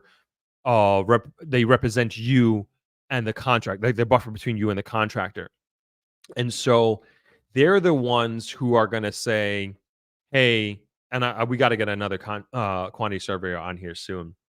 But they're the ones who are going to make sure that whatever the contractor is saying that he's buying whatever amount of lumber, this amount of sand and stone, and it's going to be used to get the project to get to, whatever threshold. And they're the ones going to be looking out for you. And it's also important to obviously get a reputable contractor. And it shouldn't be, and I hope, I know people are still doing this, but I hope the Throp community here, we're not doing this. And we've, over the years of having these discussions and talking about many of these nightmare scenarios of people getting ripped off, losing their shirt, that we're no longer doing this. We're no longer getting our cousin's friend that knows how to do electrician to come and wire our house, and we're not getting a mason of daddy so-and-so to come and do the third wall. Like those days, especially if we're building from abroad, those days should be over. I mean, I think, and I hate to say this, but if you're going through this situation, more than often than not, if it's like honestly, this is what I've seen. If it's your family who you're trusting, that you're sending money down to build your home, and they're going to do this, they're the ones that are going to rip you off. That's what happens like most of the time. That's just the reality. And so I think it's so important that you hire a professional, and that you also hire a professional team. And a quantity surveyor is a very important part of that team. And I'm not even saying that that's guaranteeing you anything, but that is your best bet, especially if you're going to be building from abroad. But there are definitely people, contractors that I could recommend, and also even architects as well. And don't be afraid to use young people. Honestly, do not be afraid to use young people. Like, very innovative. I've had a few. Oh man, I forget his name. Had a couple guys on here, young architects, young designers, and they're using technology. They're doing live streams, they're doing 3D cameras so you can see everything, as it's happening. And there's a higher level of transparency than using your brother's cousin's friend, right? And so just keep that in mind when you're doing that, when you're thinking about doing these things. But definitely check out that video. Extremely informative, and a really, really great group of panelists. Great guys there. All right, I think I skipped a bunch of comments here. Oh, thank you, Corey MPA. The Spark program. That is the. Let me see if I can bring it up. That is the road investment vehicle. Spark. Hold on.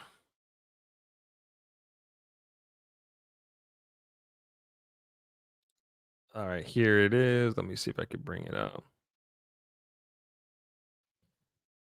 Man, I appreciate you guys so much. You guys just know what's up.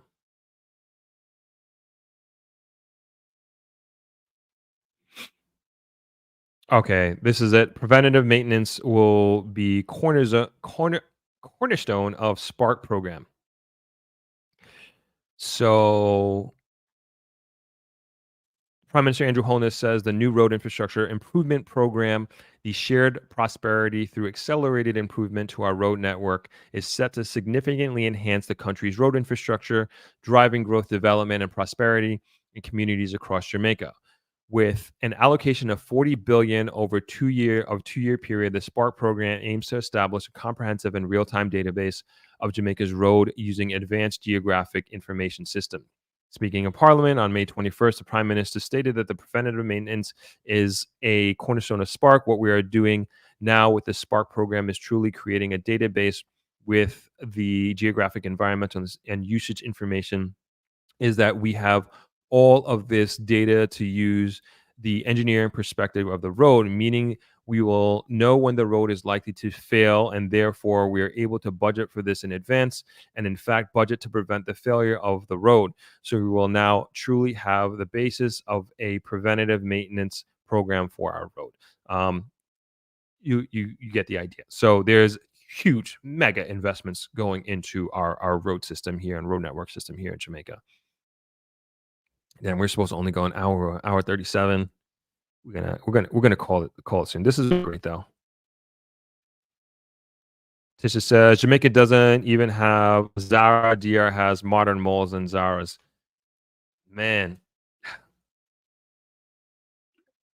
I think we're gonna have to do separate podcasts on DR.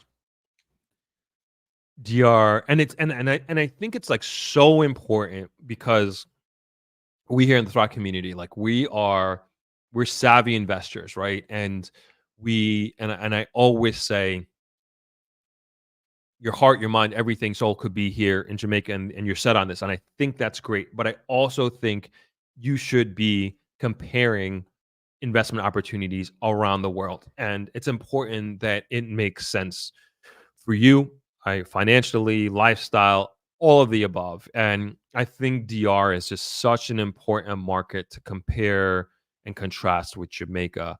And you're right. I remember, I mean, I haven't been to DR in about 10 years. And I remember I remember driving. I was so surprised. I was so surprised at their road network, how modern things were. Call me ignorant, call me whatever you want. And then I remember we drove by like a Maserati dealership, dare I say a Lambo dealership.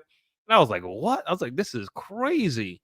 I was like, you guys got some real money here. And then like the malls, I didn't go inside the malls, but it looked like Roosevelt Field Mall from the outside, some of these places. And I was like, this is crazy. And yeah, with Jamaica, we don't have any of that. Not even close. Not even close. So hopefully, I know a big part of it is the tariffs that we have here, and the threshold for bringing in goods has been doubled. It's been raised to $1,000.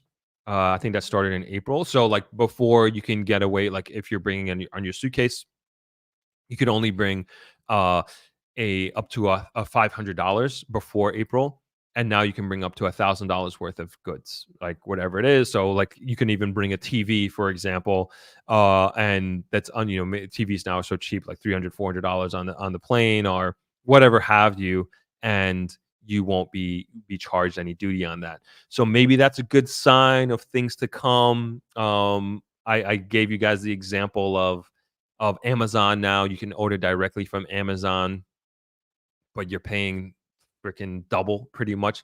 And it's not the tariff actually, which I was very surprised at. It's the shipping and handling. The shipping and handling. So hopefully these are signs that Jamaica is moving in a direction of being a little bit more friendly when it comes to imports that we have here. And we already know if you're importing a car or buying a car in Jamaica, you're going to pay double what you pay in the US. Period. No questions asked. Like you're going to pay double.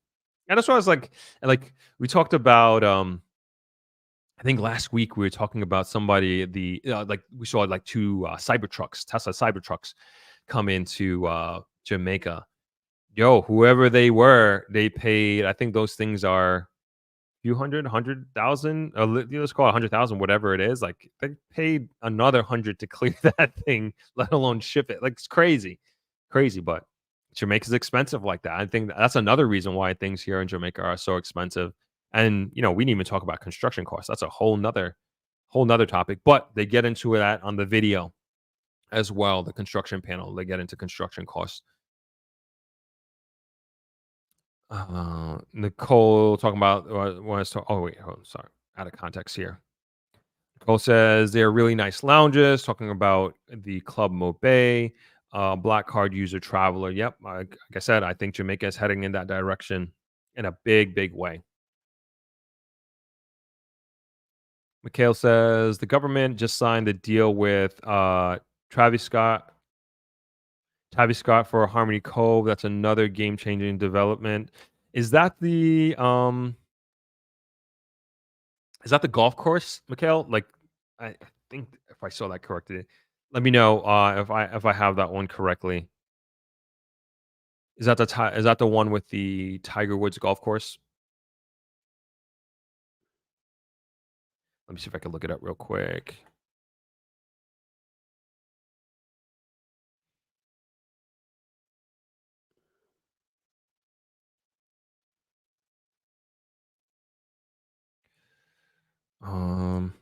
Let me know. I don't want to waste time looking it up.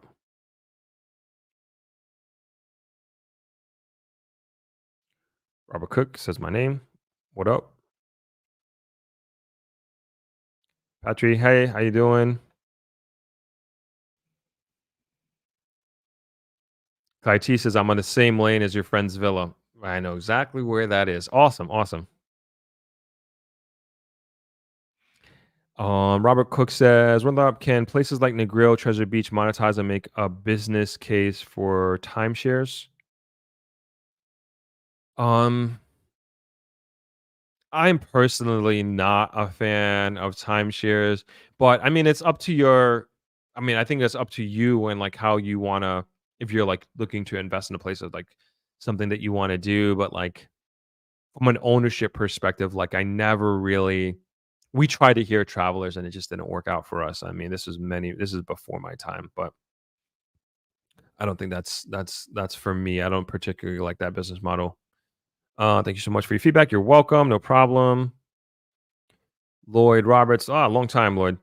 Good afternoon, people. At present, it's a good thing for anyone that owns land anywhere in Jamaica because soon there are only so much land that's available, and at some point in time, there will be none. Good thinking. Tisha says this is why co-op boards in New York are so stringent to avoid vagrants. Yeah. Talking about I believe Tisha's talking about like the scammer examples that I gave. Veen says Jamaica is a big deal. Get on board now before it's too late. Agreed. All right, I read that. Harmony Cove deal signed. Nicole says, as a planner, I can share the following useful tip. To develop land, you require the following project team: an urban developer, architect, surveyor, architect, um, uh, and an engineer. Agreed. Very, very important. Clay T says the QS makes the BQ possible for the builder who wants to borrow in Jamaica. The banks require it. P.S. I've met more than 9 pros in construction, great and honest land surveyors. Shauna, what's going on? Good to see you. Once land use approves and or building permits have been obtained, the planner will tender licensed contractors in good standing, not in arrears, to construct the project based on phase timelines. Mikhail says DR even has subways. I didn't even know that. DR even has subway system, bro. I had no idea about that. Tisha says, and DR is like half the price to vacation there. It makes no sense. Just talking to somebody about that as well. Even their land and home prices. So that's I hate to even say this, but and I said this before. You can hate me for this, but this is just like the God's honest truth. Their build quality there is better than Jamaica too, and it's cheaper. That's just a reality. And I was just talking to a friend. He was just like, man, is DR the move instead of Jamaica? I don't know. Maybe it is for you, but something to take into consideration. The build quality there is better than Jamaica. Their trade, I mean, I haven't worked with the tradesmen there, but the work is just, generally speaking, so much neater than Jamaica. So much neater than Jamaica. Again, I haven't been there in 10 years, but I visited several villas there. And at the time, they were looking. I'll try to see if I can get the information on this. But like there was this in we rented, I think, 2 or 3 villas that were on a golf course, and the guy who rented it to us, he was trying to get us into an investment deal, but I didn't like the terms. It was totally legit, like 10 years later, and perhaps we should have got in. But the villas that we were staying at, very, very impressed. Super, super forward thinking, and its design. And we talked about the efficiency, catering to the modern traveler. And generally speaking, like we don't have that here in Jamaica. And again, the quality of the build, the quality of the design, the quality of the workmanship, particularly the masonry. Actually, Jamaica has, I will say Jamaica, excuse me, has good carpentry, very excellent carpenters here. We actually don't have enough. There's like a huge demand for carpenters. Our carpentry work here. If anybody has had any experience in trying to get a bed built or a door, whatever, it's like, it's particularly here in the West, I can speak to, get some chairs made. Very, very highly skilled, highly detailed, but overworked, highly in high demand. So it's just one of those things that we are good at. But painting, we got work to do. Like tile work, oh my gosh, we got work to do in Jamaica. Masonry is hit or miss. You can get some good masons here. Of course, I'm generalizing, and I'm even like just going through like our own process here at Travelers to get to the guys that we work with now. Oh my goodness, like trial and error. And also it's setting and demanding a standard, especially for those who are looking to build their dream homes. And it's just so important that you stay on top of it. And it's also annoying. And even with your contractor, they might be the great contractor, but like they're not gonna have, again generalizing here, they're not gonna have the eye that you have as the owner of like the dream home that you've been trying to build. And you, of course, you don't want there to be overspray or overpaint on a light switch or a plug. And you want the tiles to be centered. You want the light that's installed over the mirror to be, I'm not even talking of feng shui. I'm just talking about in alignment, right? And this is like these little things that generally speaking are just going to be missed, like period, like off the bat. It's just going to be missed. And if you don't demand this standard, like you're going to paint the room before you put the light covers on. You install the fan before the ceiling's painted. You're either going to tape it or you're going to take down the fan and then paint around it, because that's like a regular thing here. And don't get me into tiling here. All right, let's keep going here. Alfonso says, Throb, what's up? The developers of the Pinnacle are currently planning to build a huge modern mall in Portmore, along with a hospital and residential space. Throb, I have some good ears. Alfonso, you got the best ears. Yeah, who's the other dude? Oh my gosh. I can't even forget. But yeah, you know what's up. Definitely. I will give you that. Okay, good to know. I'm just gonna screenshot that so I don't forget. Thank you for that. I believe you. Not even going to question it. Clive Thompson says, Throp, if Panama can do it, tax-free shopping zone, why can't the more popular Jamaica do it? Yeah. I don't see why not.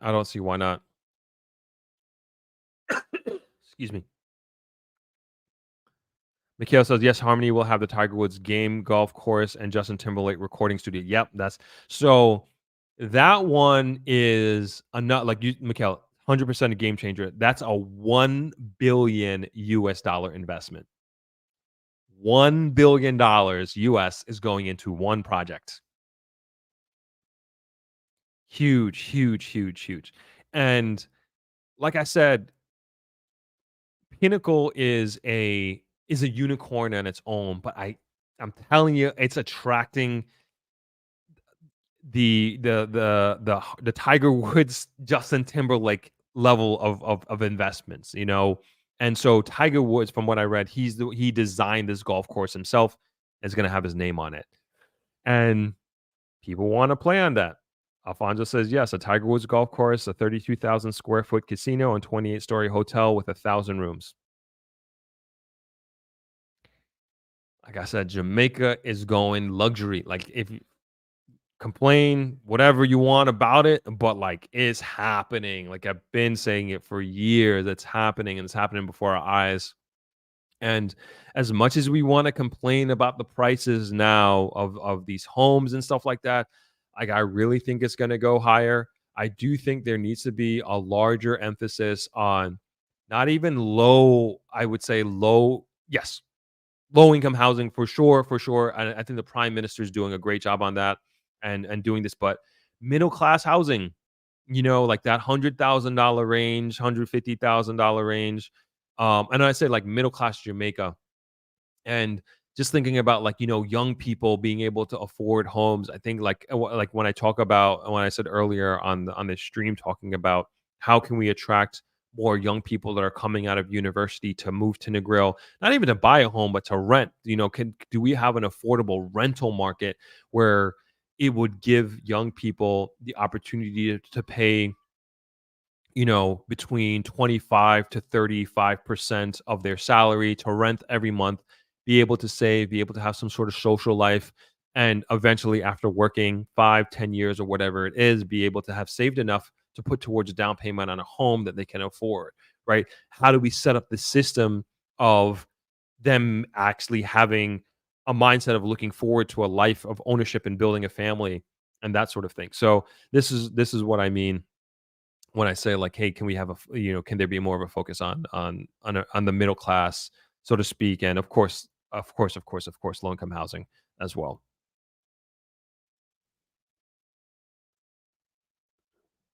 Mikhail says a lot of Spanish investors in DR. That's an advantage they have.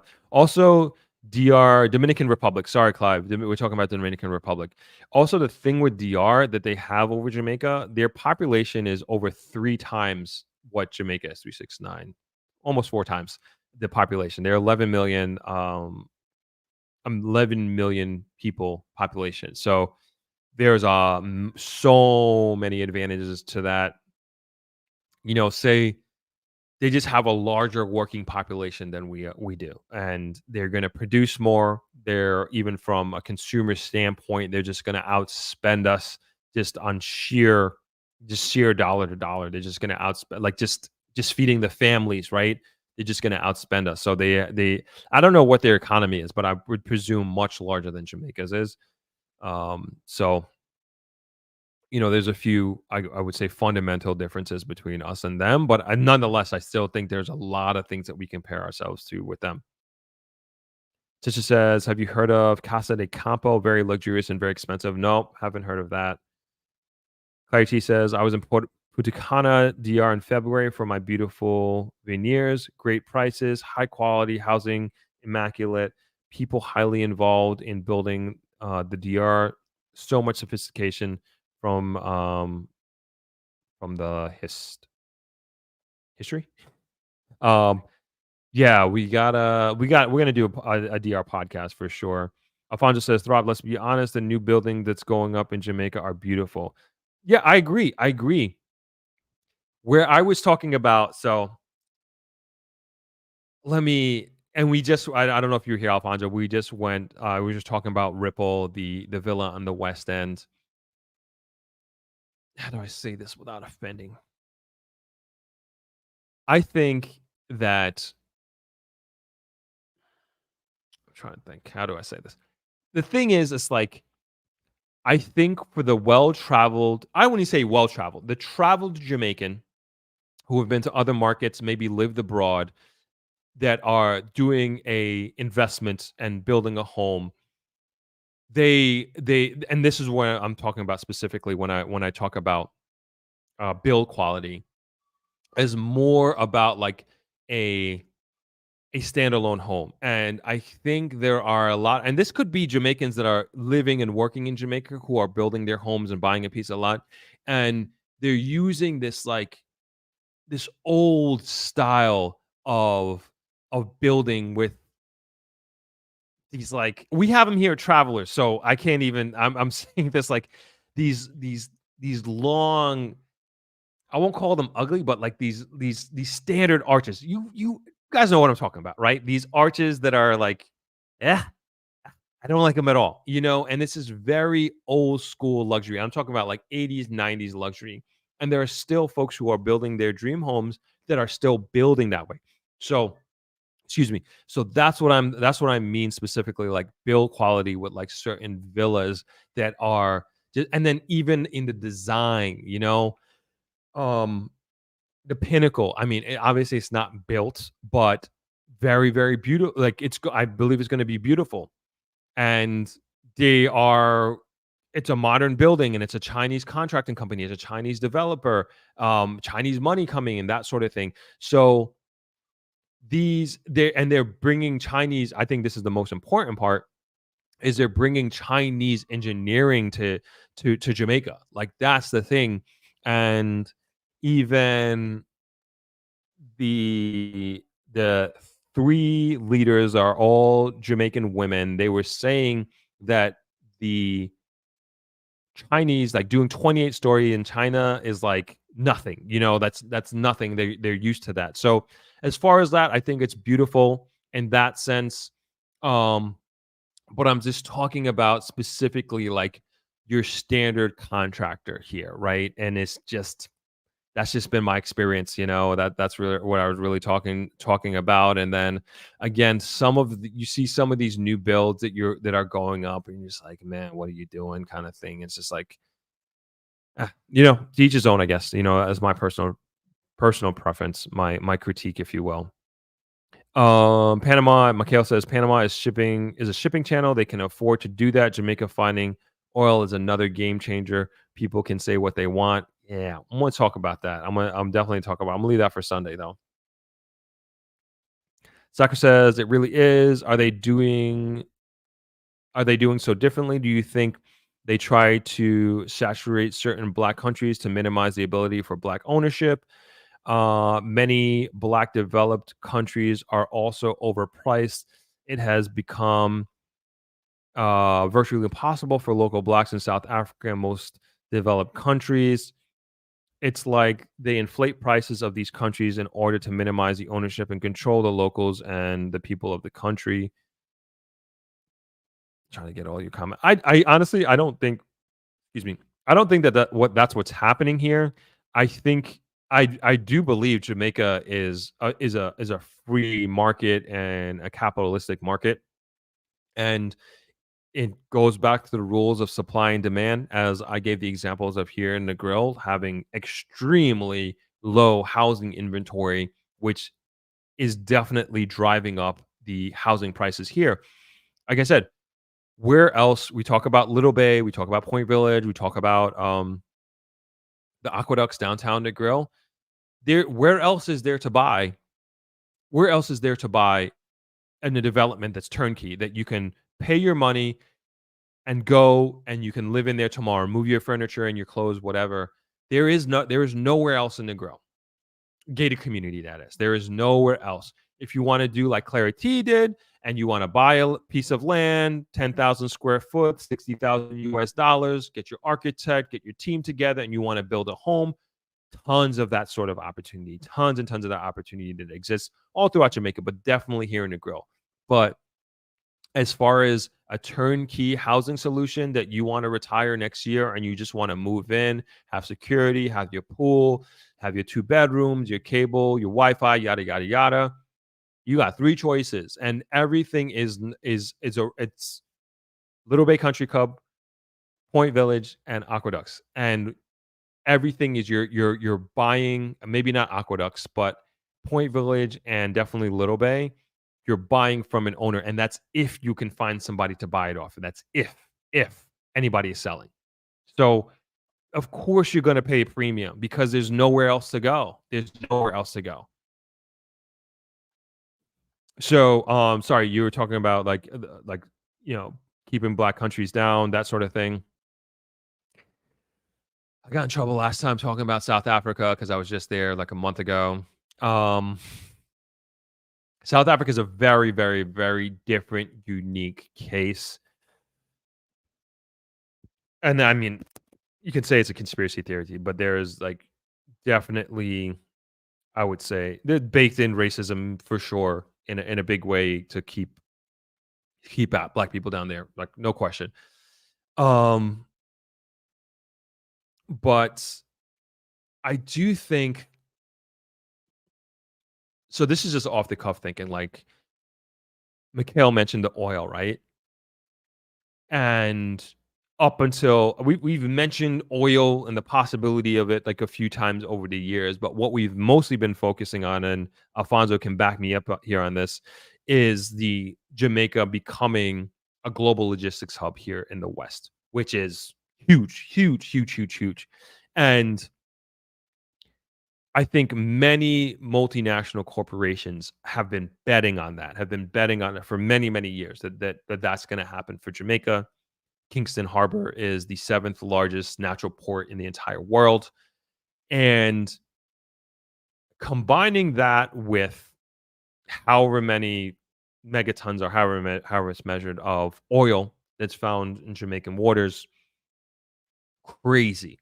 You already have this you have billions of dollars worth of investment coming into Jamaica anyway. I mean, Jamaica could be, really turn into a rich country. Hard to imagine. Very, very hard to imagine Jamaica becoming a rich. It's not hard for me to imagine, but hard to imagine in terms of like where we're coming from and the challenges that we've been dealing with over many years. But that would be so crazy. And I said this before, a logistics hub here in Jamaica could change the life of every little boy and girl in Jamaica. I think the advent of oil as well could change the lives of every little boy and girl in Jamaica. And combining them both. And I already thought that Jamaica has made some very, very smart moves over the years in attracting investors, attracting different markets, particularly in tourism. And man, I think this could be just an amazing, amazing situation for the country as a whole. And I've been saying this about Jamaica. I've been saying this about Negril, and being here and calling this place my home, calling Negril my home, and having a business here. I still feel this way, and I still use this analogy. I feel like I got in on Microsoft in the 70s, like 100% hands down. And whatever rocky situation that we may be going through potentially as it relates to whatever's happening in the US housing market and how it could possibly affect Jamaica. But I also think there's a lot of positives that could come off of that, and also a lot of opportunities that could come off of that. Jamaica is on a great, phenomenal path. And I feel like so lucky to be in this market. I feel so lucky to be here and call it home. And I would just like more of you and more of us to understand what is happening here. And hopefully there are folks who have invested based on discussions and people who I've had on here and experts who I've had on the show, that they've gotten in, and an X amount of years from now, they were like, oh, thank goodness I made this investment. And I hope it's not a situation like in 10 years from now, people are like, I wish I knew. I wish I had invested in my country. I wish I was a part of this. And I just want to continue to bring as much information and as much value and accurate information as possible to you all, so you can make an informed decision and understand what's happening and what's going on here on the ground. And even though I'm boots on the ground here, a lot of the rabbit holes that I go down come from this community. And I feel like we learn from each other in so many ways. And people send me stuff on Instagram, emails all the time. And it's just so crazy how, like, over the years, it's how many pathways of information that I have access to at this point in time. Because when I first started, it was just me doing my own research and figuring things out and just kind of get my own understanding of the market. And now it's just like, it's just coming in. And it's like, oh, I need to verify this. I need to verify that. And it's like, when I put all this information together, I'm like, man, this is crazy, crazy. It's more awesome than I thought it was. It's more awesome than I thought it was. All right. Anyway, sorry, keep going on and on. Let me finish up the last few comments here. This was supposed to be a 1-hour stream. Going forward, we're going to be way more disciplined. It's going to be our stream. We're going to be our stream on these second live streams that we're doing during the week.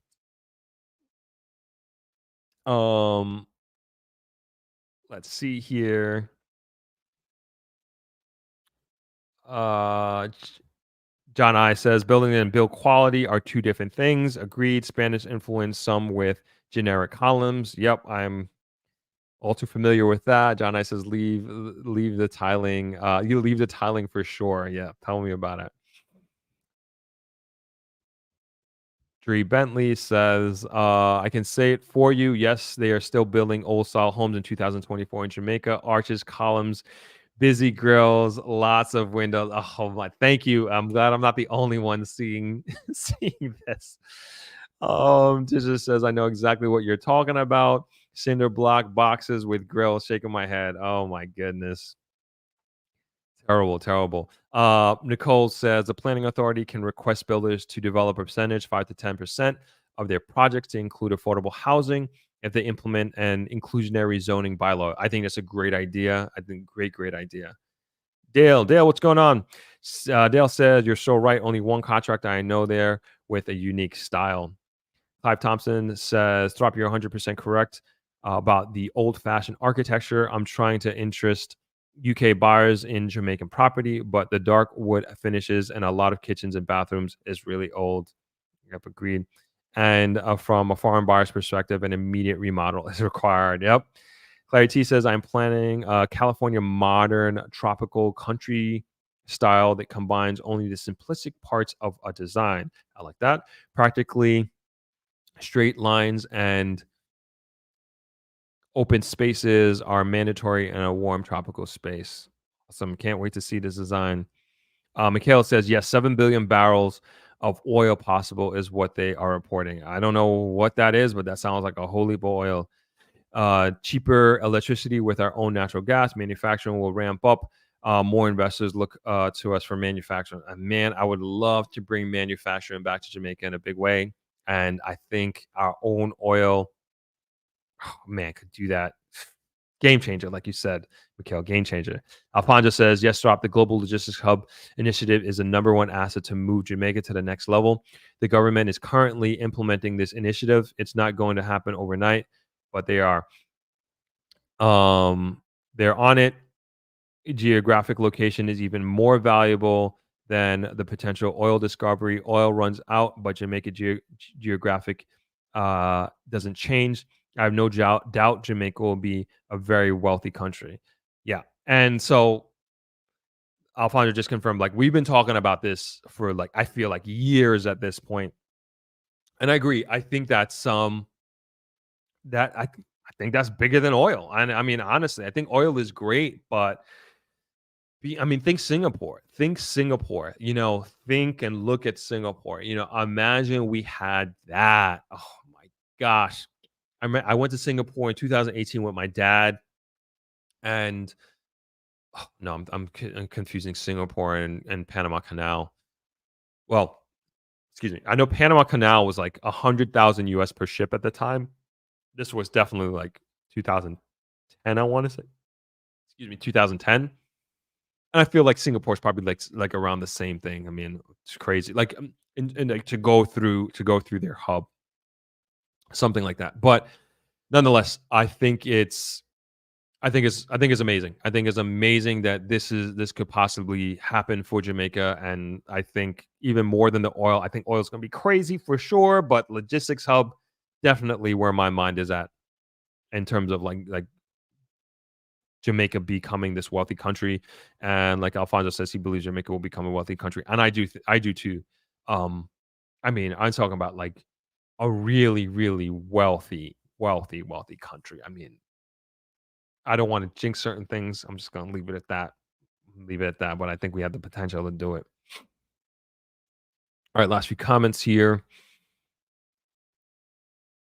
Clive says, let's hope and pray JA becomes more like Dubai than Venezuela. Yeah. I was actually having this discussion with my brothers, right?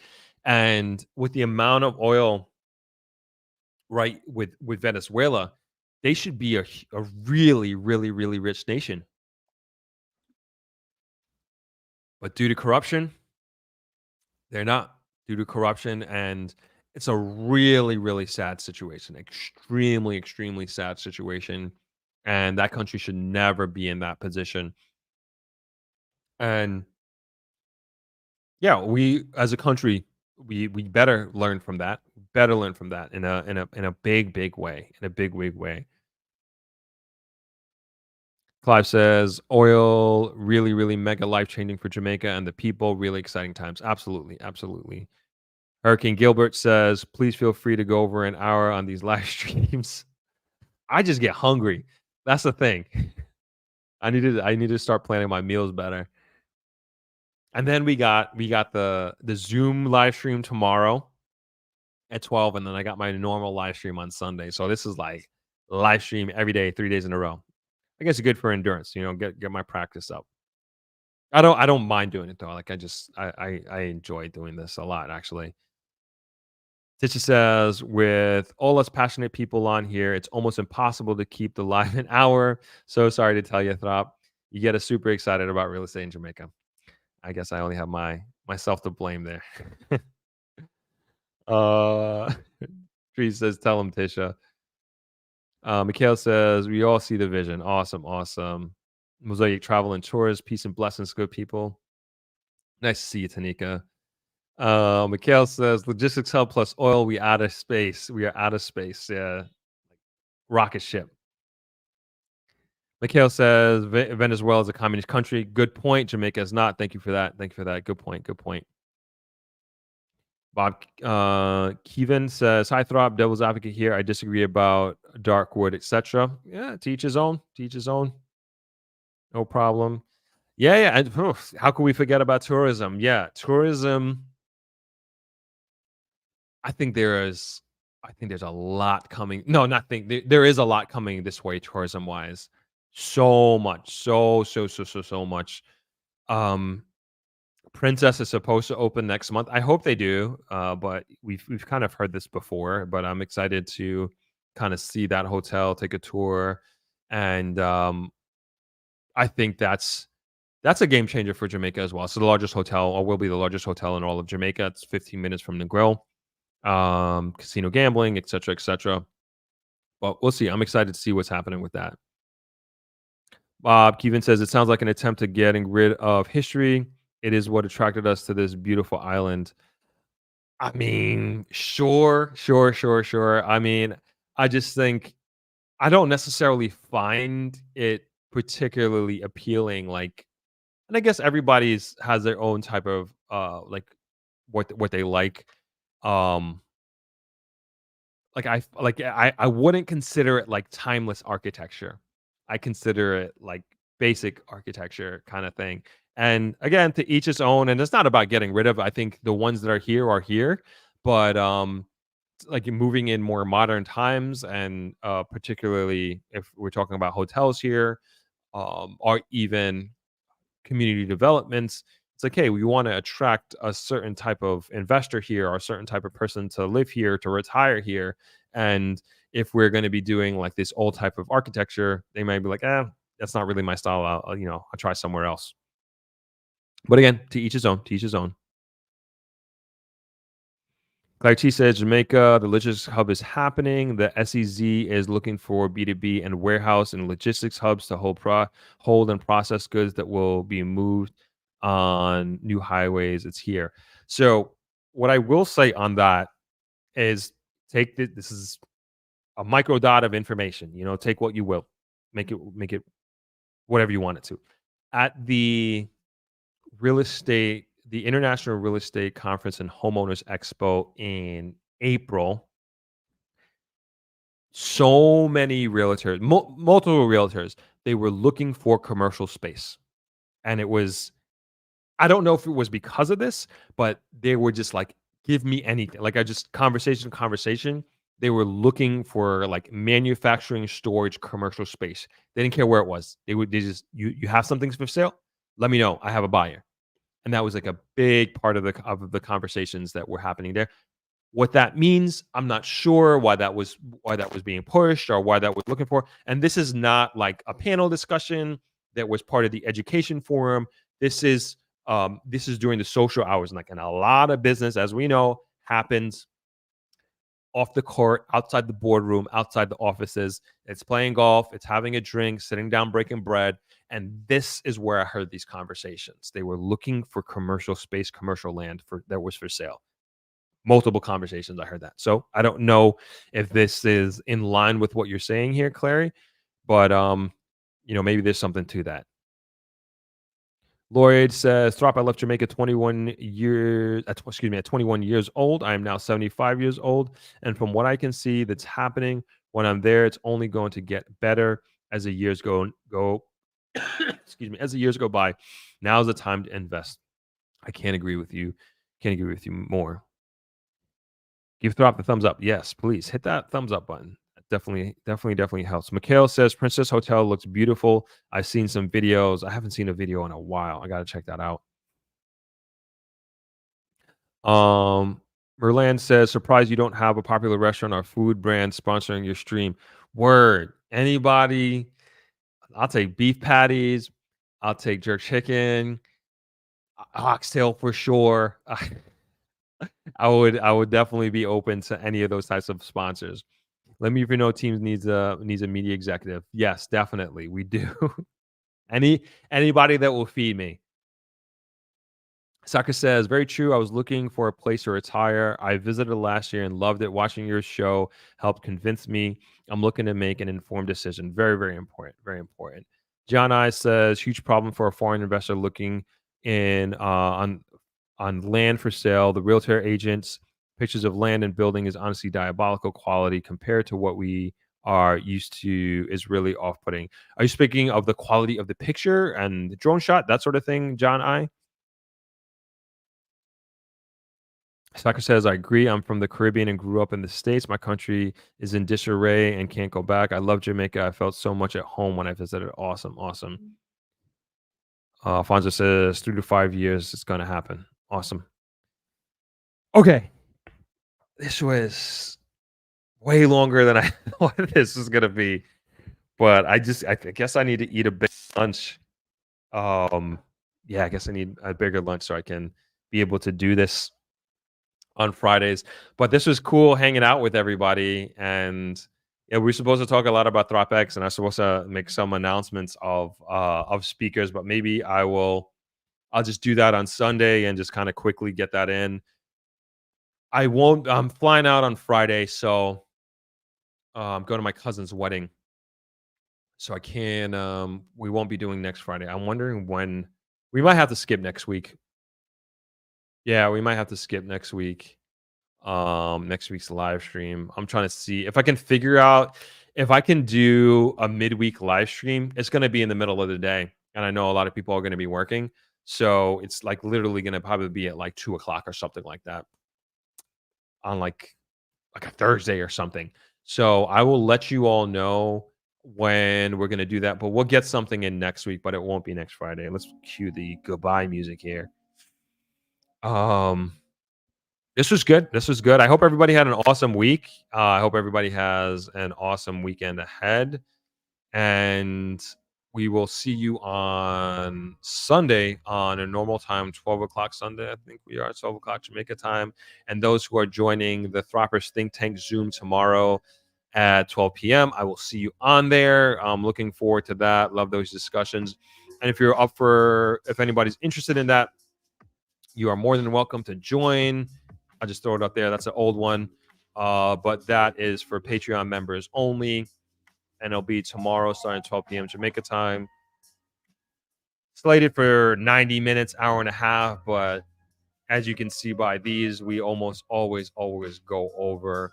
But those are a lot of fun and love interacting with everybody. So if you want to join, head over to Patreon/Throp and you can hop on that. I'm sorry, I'm just reading Shauna's comment here. It's not hard to imagine because there are a lot of Jamaicans living well-to-do lives. Fonja says, enjoy your weekend. Throp bless. Thank you all, everybody. Enjoy your weekend, and I'll see some of you tomorrow. I'll see everybody else on Sunday. Have a great Friday, everybody. Good night.